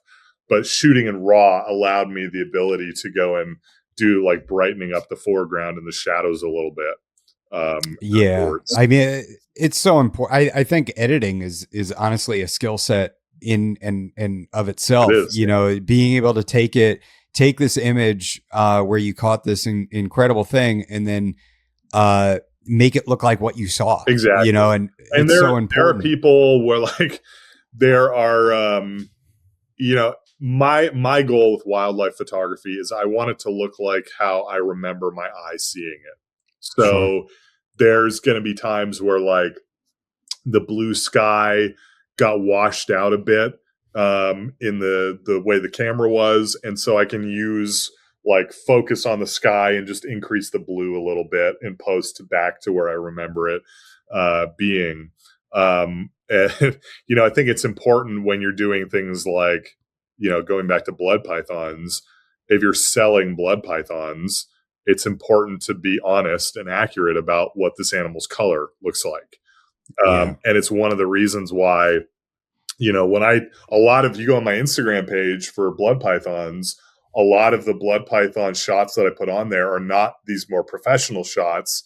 It's a blood python in a tub on paper towel outside in the grass, sometimes with my hand in the shot, because I Yeah. want people to see. First of all, I do that on cloudy days because, again, perfect diffused light. It's amazing. Yeah. But it's just a cell phone shot. And I want people to see my hand is in the shot. My hand is not oversaturated. The grass is in the shot. The grass is not oversaturated. What you're seeing is an actual red blood python. That's what it Yeah. actually looks like to my eyes. So I want to do the same thing with my wildlife photography. I don't want to. And again, artistically, some people like do more, extensive editing to create more of like an artistic thing. But my thing has always been the animal and the nature is artistic in and of itself. And Yeah. that's what I want my wildlife photography to be. I don't want it to feel like some fantastical fantasy land where, you would go and see this lion that's like, artificially edited to look a certain way. That's my goal, is I want you to feel like you were there. Yeah. Right? And so any editing that I do of a photo is to bring the photo back to what my eye remembers seeing of that animal and that environment. Yeah, I couldn't agree more. I mean, there's such a huge difference between you being an artist and trying to deliver to people what you saw and what you remember and how you recall it, and bringing also, like, you're not getting the same experience from a still image that you got when you were there in person. So it's really that is such an artistic thing, is trying to make people or give them the experience of seeing the image and going, "Oh my God, that's incredible." Like, and one of the yes, things, and that's how you felt when you were there in yeah. person. And one of the things that I love about a shot like this, and the same with the previous image as well, is that because, like, to get this shot, I'm lying on the ground. It's a wide angle, so we're really close to the animal. And like, if you just sit there and look at the shot, it feels like you're laying in sand. Like, Yeah. you just get, like, you're drawn. So it would be different if I stood up, even on my knees, and just took a shot kind of at a 45-degree angle looking down at the snake. Oh, cool. That's a cool picture of an indigo. But with this, I feel like I'm there. And that's primarily just changing the angle that I'm shooting the animal at. Yeah, absolutely, man. It's incredible. The yeah, that's and such a huge difference between the artistic side, something like this, and then photographing a blood python to sell, right? Yeah. You wouldn't want to create an instance where a person buys your blood python, gets it, opens up the box and goes, "Dude, this is not what you sent me pictures of." Exactly. You know?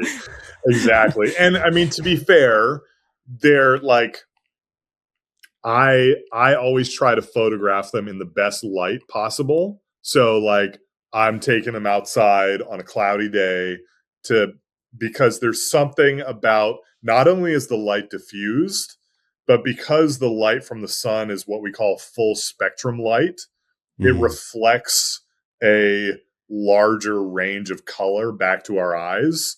Sure. So even though, the lighting in my snake room is really nice, diffused white light. So a lot of people, if you have like yellow light in your room, it really makes your animals look bad. Yeah. My lighting in my garage is very, it's very white. It's very diffused. It's very bright. Animals look great in it. Even though to our eyes, the lighting in that room and the lighting outside under an overcast sky might look similar, the amount of color that's getting reflected back to our eyes under the overcast sky is so much more, because it's full spectrum lighting from the sun. Yeah. So you're able to see more of that range of reds and oranges and yellows and things that even in pretty decent lighting in my garage, it doesn't look quite as saturated. So, I photograph them in that setting because I want people to see what's possible, like what these animals actually look like under good lighting. So if I sold you one of those animals and you took it home and unboxed it in a room with really grossly yellow incandescent lighting, yeah, you might be kind of disappointed. But if you do put it in the same conditions, and I would explain that all day, every day to somebody, put it in good lighting conditions and see what it looks like.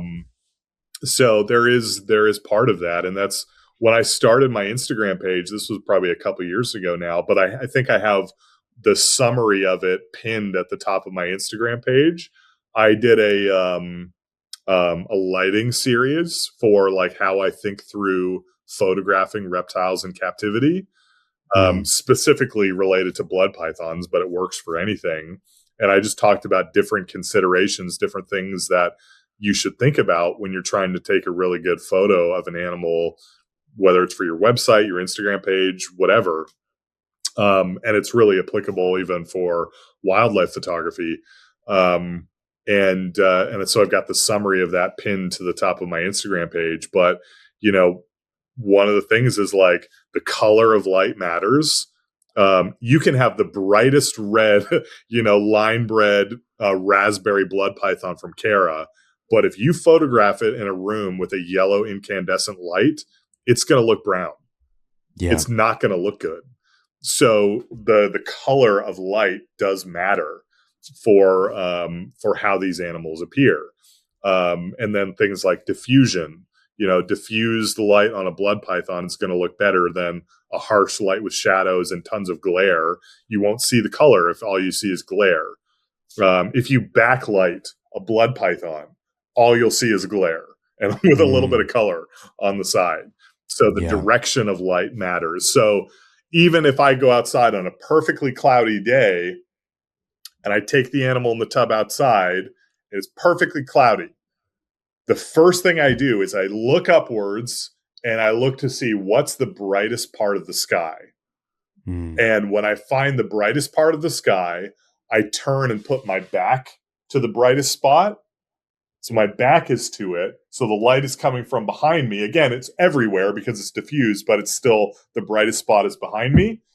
Put the animal on the ground, on the grass, in the tub, and I photograph it from that direction. So it's more front lit. Yeah. Because even if it's overcast, if I take it the other way and have the sun in front of me so that it's a little bit more on the backlit side, you are going to have more glare on the animal.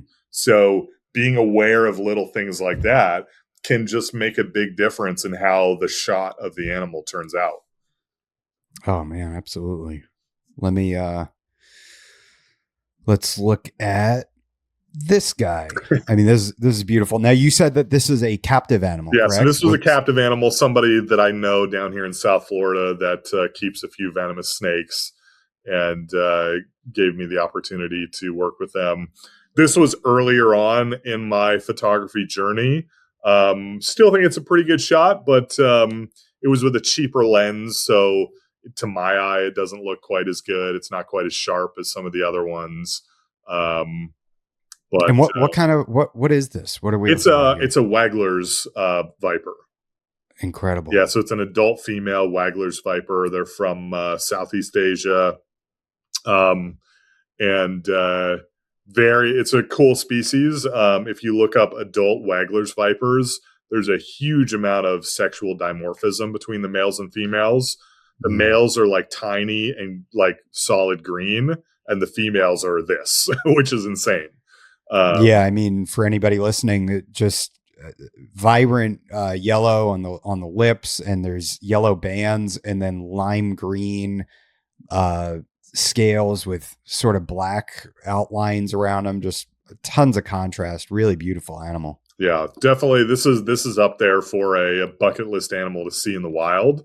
And whenever anybody goes over there, like their goal is always to see an adult female, because the adult males just kind of look like juveniles, and they're cool, but they're just not as cool as an adult female. Yeah. And here's a copperhead. I love copperheads. I think that like they're such chill little vipers, you know. So what was the story behind this one? Visiting some friends of mine in Alabama who love herping, love reptiles. My buddy that keeps Karibo is one of those guys up there. And I was passing through and was able to stop and go herping with them. And all those guys, they get tired of copperheads because they go like cruising for them or cruising for snakes in general, and they're trying to find like a timber rattlesnake or a scarlet king snake or something, and they see like 10 copperheads, and they're just like, oh, it's just another copperhead. And meanwhile, me from South Florida is like, I never get to see copperheads, so like we got to stop and photograph one. So they were kind enough to oblige, and we were able to get this one. And just again, this is at nighttime. And just use some like nice diffused softbox position pretty much directly over the animal. Use my macro lens to cut in that close. And again, like, Disclaimer, like, do at your own risk, but that's not a cropped photograph. Like Wow. that's using a macro lens, so I'm still a little bit further away than a wide angle, and out of strike range, but close enough to make sure that you keep your fingers safe. What a great subject. I mean, the animal's body is in the background and the foreground, and the head is just pops out so beautifully, and you can see all the patterning and the incredible colors that these animals have. And one of the things I love about shooting with a macro lens and getting this close, if you can safely, obviously, is it just gives you more insight into the absolutely crazy detail. Mm-hmm. Like if you back up on a copperhead like this, you see like kind of a tan snake with the chocolate brown Hershey Kisses markings on them. But when you get in this close, like look at all the freckles in there and how the freckles like influence the coloration of a particular area, and like the different colors of freckles, and then the background color behind that, and how the Hershey Kisses are outlined with a thin line of black, and then just the real fine detail on the face, and even in the eye of the snake. It blows my mind, and I just love it. Yeah, and it has like that beautiful salmon pink mixed in, mm-hmm. and really, I think that's got to be like probably my favorite North American viper for sure. Yeah, they're so wild. Cool. Yeah, I mean I love cottonmouths too, but they're always they're not cranky, but they're kind of adorable. They're a threat display. When you actually see it in person. I love cottonmouths. Yeah, they're so cool. Let's take a look at this guy. So is this a Florida Burmese python? Yeah, this is a wild Burmese python. It's a baby. Wow. Wow. Super like it was a summer night. This is like a fresh baby, like probably hatched like less than a month before this. And like probably the most humid night of my life. And like this thing had like little bits of condensation forming on it. But if I didn't know better, I'd say you misted that animal. Yeah, no, it was literally like you walked outside and were just immediately coated with like condensation. It was crazy. Wow. Yeah, beautiful. Now, were there any other ones around with it, or was it by itself? Not that one. It wasn't like a nest or anything like that. It was just cruising for doing some herping at night, and it was one of the snakes crossing the road. I wish we could have those. They're insanely beautiful. I would if they didn't get like 20 feet long, I'd probably keep them. Yeah, I know.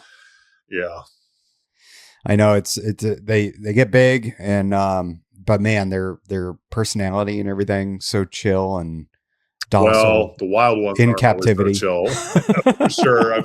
I've found some pretty spicy ones. Yeah. Let's see here. Is it now? Did we already look at this guy? No, so the previous one was a rough scaled bush viper, and this is a variable bush viper. Okay. So this is the one that's way more common in captivity because they're a little bit easier. The rough scaled bush viper that we looked at before, they, believe it or not, they actually eat snails a lot. Wow. And that's almost like one of the main things that they eat. So they're really hard to keep in captivity. Whereas the variable bush vipers, they'll eat rodents and birds and stuff like that. So they're just a lot easier to maintain. But it's one of the species that's found in Uganda. In the particular area that we were in, the rough scaled, which is the rarer of the two, is actually more common locally than this one is. So we were pretty fortunate to see both of them. But this is another wide angle shot. So I was really, really close to this snake to get the shot. I did use a little bit of off camera flash to illuminate it. A little bit, tried my best to have it blend into the surroundings. But this snake would have been quite dark if I didn't, because again, we're in the rainforest. There's not a lot of sunlight coming through. And but I'm super proud of the fact that this shot, when I came home from Africa, I found out about this competition called the Africa Geographic Photographer of the Year competition. Mm. And I was like, well, I was just in Africa and, might as well submit some images. And so I think I submitted like 5 or 6 images. And this one, after like a month after I had submitted them, I got a notification that this image had made the top 100. And keep Nice. in mind, like 38,000 entries to this. Whoa. This is like a international competition. So I got a notification that it was in the top 100 and it was going to the next round. And then a week later, I got a notification that it was in like the top 50 or something like that. And so I was like, this could actually go somewhere. And so it kept going up and up. And then finally, once they got to the final round, they let me know that it had made honorable mention and it was in the top 12 Wow. of everything. So it like made all of the marketing material for the competition. It was in like the final gallery for it. And it was just like, all of everybody else is like a photo of a lion or a giraffe or just really cool shots of that. And I think the fact that it was a snake and then just a cool photo of a snake, it just kind of set it apart a little bit and just kind of made it like it's kind of a standout. Like not everybody submitted a picture of a snake to something like this. So getting in the honorable mention for this shot was like just a huge like pinch me moment. Oh yeah, man. I mean, its head looks CG, like its eye looks CGI. It's the wildest eye, just with like the little black veins in there. Almost looks like it's wearing eyeliner. Like just the wildest snake. Yeah, and just the outline of the eye itself with that black, it's absolutely breathtaking. Like this would definitely be a great print for sure. I actually have this print printed. We did in my family room at home. We did kind of a bit of an African theme in our family room, and we have a gallery wall of some of my shots from Africa. And my wife is not the biggest reptile fan, but she was like, "You can have one snake shot in that gallery wall." So I was like, "Sweet, that's the one I'm doing." So we've got like a giraffe and an elephant and one of the gorilla shots. And then this is one of the ones in there too.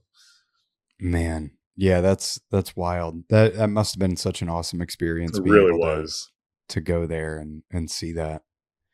And here's a little North American guy. Yeah. So what are we looking at here? This is a dusky pygmy rattlesnake.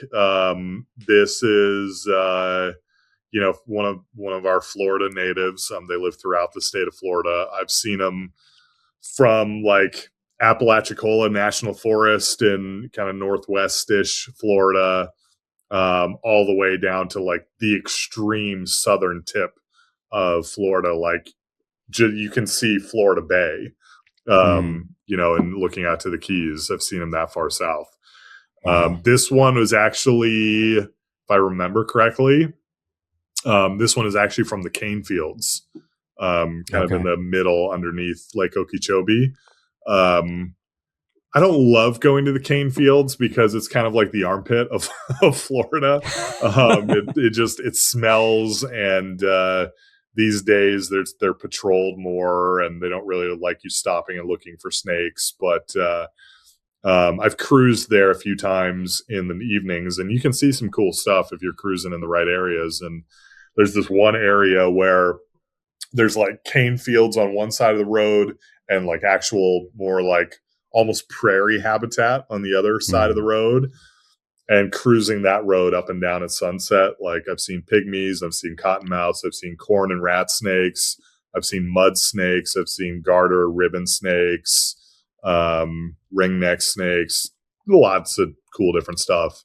And that was one night we got a pygmy. It was a really, really nice one.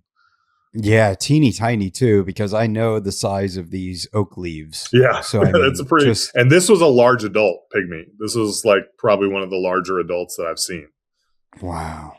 Yeah, and it's so cool that you did this angle where you're directly over the animal, which really captures the the pattern going down the back, that beautiful orangey red stripe that's interrupted by the sort of the spots that go down its back. Yep. Really incredible. And you can see how, like, if this is in a little bit of a thicker ground cover, kind of like not just straight out in the open, but like kind of more crawling through stuff, like it's going to disappear. Oh yeah. Especially when it's not like lit up nicely by photography, but it's like just more crawling like in dappled sunlight and stuff. It's just going to disappear. Yeah, it's built to blend in with pine needles and leaves. Absolutely. Super cool. And where was this guy? This is a green iguana? Yep, that was in my backyard. No kidding. Yeah. We get them in our yard here in Southeast Florida, and I wanted to get a macro shot of a juvenile where they're just like still really, really insanely bright green. And I had actually never seen it before with my own eyes, but when I illuminated it with the flash and then looked at it on the camera afterwards, there was blue on it. Yeah. And I'd never actually seen the blue with my own eyes before, but there it was. Incredible. That's such a great image too. And just another macro shot. Like, again, that's not cropped at all. That's just in pretty close with a macro lens. Yeah, you've sold me. I need to get a macro lens. And again, the macro lens is not only can you get close like that, but it's insanely sharp. You know, if you have a big zoom lens, like a zoom lens with a big range, typically zoom lenses with big ranges are not going to be as sharp as what's known as a prime lens. So a prime lens is a fixed focal length, and like a fixed focal length macro lens, like a 105, is like razor sharp, especially if you're using it correctly. Yeah, ever since I got that 50 millimeter prime lens, I absolutely love prime lenses. It simplifies everything. I feel it kind of and yeah. I really need to get them. In some ways, you know, they're not as versatile in some situations, but if you're doing a lot of close-up photography like this, like, to me, in my mind, it's a essential. Yeah, at least to have it in your kit, right? Yep. Let's see here. What do we have? Here we go. So this is a little baby alligator. It is, and I had to get wet for this one. It was worth it. I'm standing about calf deep in water with my buddy spotting me to make sure that mama is not close by. Yeah. But there was just an area that we found where you could reliably find baby alligators hanging out, and a number of them. And sometimes mama would be close by, and sometimes she wouldn't be, because this is not a brand new baby. It's maybe like a yearling. Yeah. So, you know, mom wasn't keeping as close an eye on them. So he was just, you know, it's nighttime. So we've got, you know, some lights, some spotlights, make sure, you know, mom's not close by. And then I'm just literally like getting in as quietly as I can to not disturb it. Got a flash mounted on my camera, wide angle lens, and like, I think I was only able to get like a couple of shots off before I jumped in the water, and this was one of them. Man. So this was at night? Yep. It was at night. That's awesome. And how close were you to the alligator? This one was not as close. When I got a little bit closer, it spooked and took off into the water, but within a couple of feet. Wow. All right. Well, that's all of them. That's all the pictures I picked out. And yeah, man. So is there anything else you'd like to cover? Oh, man.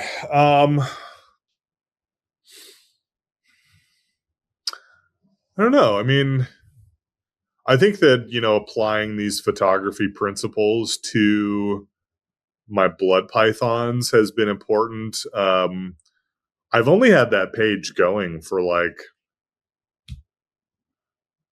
3 years, maybe, and it's already Genesis up to like, pythons. Yeah, and I think it's already up to like 4,000 something followers on there. Yeah, and I think that you know, when you're thinking about, you know, maintaining a collection of animals and breeding them and selling them, whether it's going to be a full-time business or just a part-time thing, that you need to think about it like it's a business. And that means you're probably going to need to learn how to do some stuff like, marketing and sales and, customer relations and things like that. Or even like, growing a personal brand. I look at somebody, whether you love or hate ball pythons, you look at somebody like Justin Kabilka, who's built a personal brand for himself and has, as a result, and it's not just that people love the snakes that he produces, but they also love hearing from him and learning about his story and what he's working on and behind the scenes stuff and things like that. And there's other people, people in the blood python world that are doing that pretty well also. But I think just learning, I think being an entrepreneur as my main gig has really highlighted to me the importance of, if you're trying to do something and make money doing it, then you got to treat it like a business. And there's going to be aspects of that you've got to learn whether you want to or not. If you're wanting to, help your blood pythons or whatever look as good as possible so people can see how they accurately look, you might need to learn photography a little bit, learn how to photograph them in the best light. If you want to grow a following so you have more potential customers to work with, you might need to learn how to do social media marketing. Look at, what the algorithm actually, benefits for like bringing more followers into your feed and getting more followers going there. And, learning that discounting your animals is not necessarily the best way to help the industry or to sell them. That there's other things besides discounting that will encourage people to buy. And that's, I think, one of the biggest things that I've learned, not just about the reptile industry, but also about the photography industry. A lot of photographers they're first and foremost artists, and they love their craft. They're really good at their craft. But how, the average professional photographer in America makes less than six figures every year. Like 90% makes under six figures, which when you take taxes out of that, like it's not a very good income. So how do you learn how to actually turn it into something that is going to be, good income and, all of that good stuff? Well, learning that, discounts and sales are not the only way to encourage people to buy from you. And so part of what I'm doing with my collection and with my Instagram feed and things like that is, it kind of starts with the foundation of, I'm not just going out and buying every morph that I can find. I'm looking at what is, several generations back, what do the parents and grandparents of this animal look like? Is this the best possible example of this animal that I can find? Even if I have to pay more for it, it's going to yield better looking babies and better future generations. Well, what does that do? It makes people want to look at my Instagram page more because the animals are colorful. And because then not only are they colorful, but I've also learned how to photograph them in the best light possible. And it results in more Instagram followers, more engagement on the posts, more excitement when I talk about pairings that I'm planning and things like that. So kind of throughout the whole process, it's not like there's this separate thing of like, there's my animals and what I'm choosing to work with and what I'm planning over here. But then there's this entirely separate thing of marketing that I've got to go. No, they're all connected. So that's just what I would say is like learning some of the business aspects of this. If you're going to have anything to do with breeding and selling these animals, obviously the welfare of the animals needs to come first before anything else.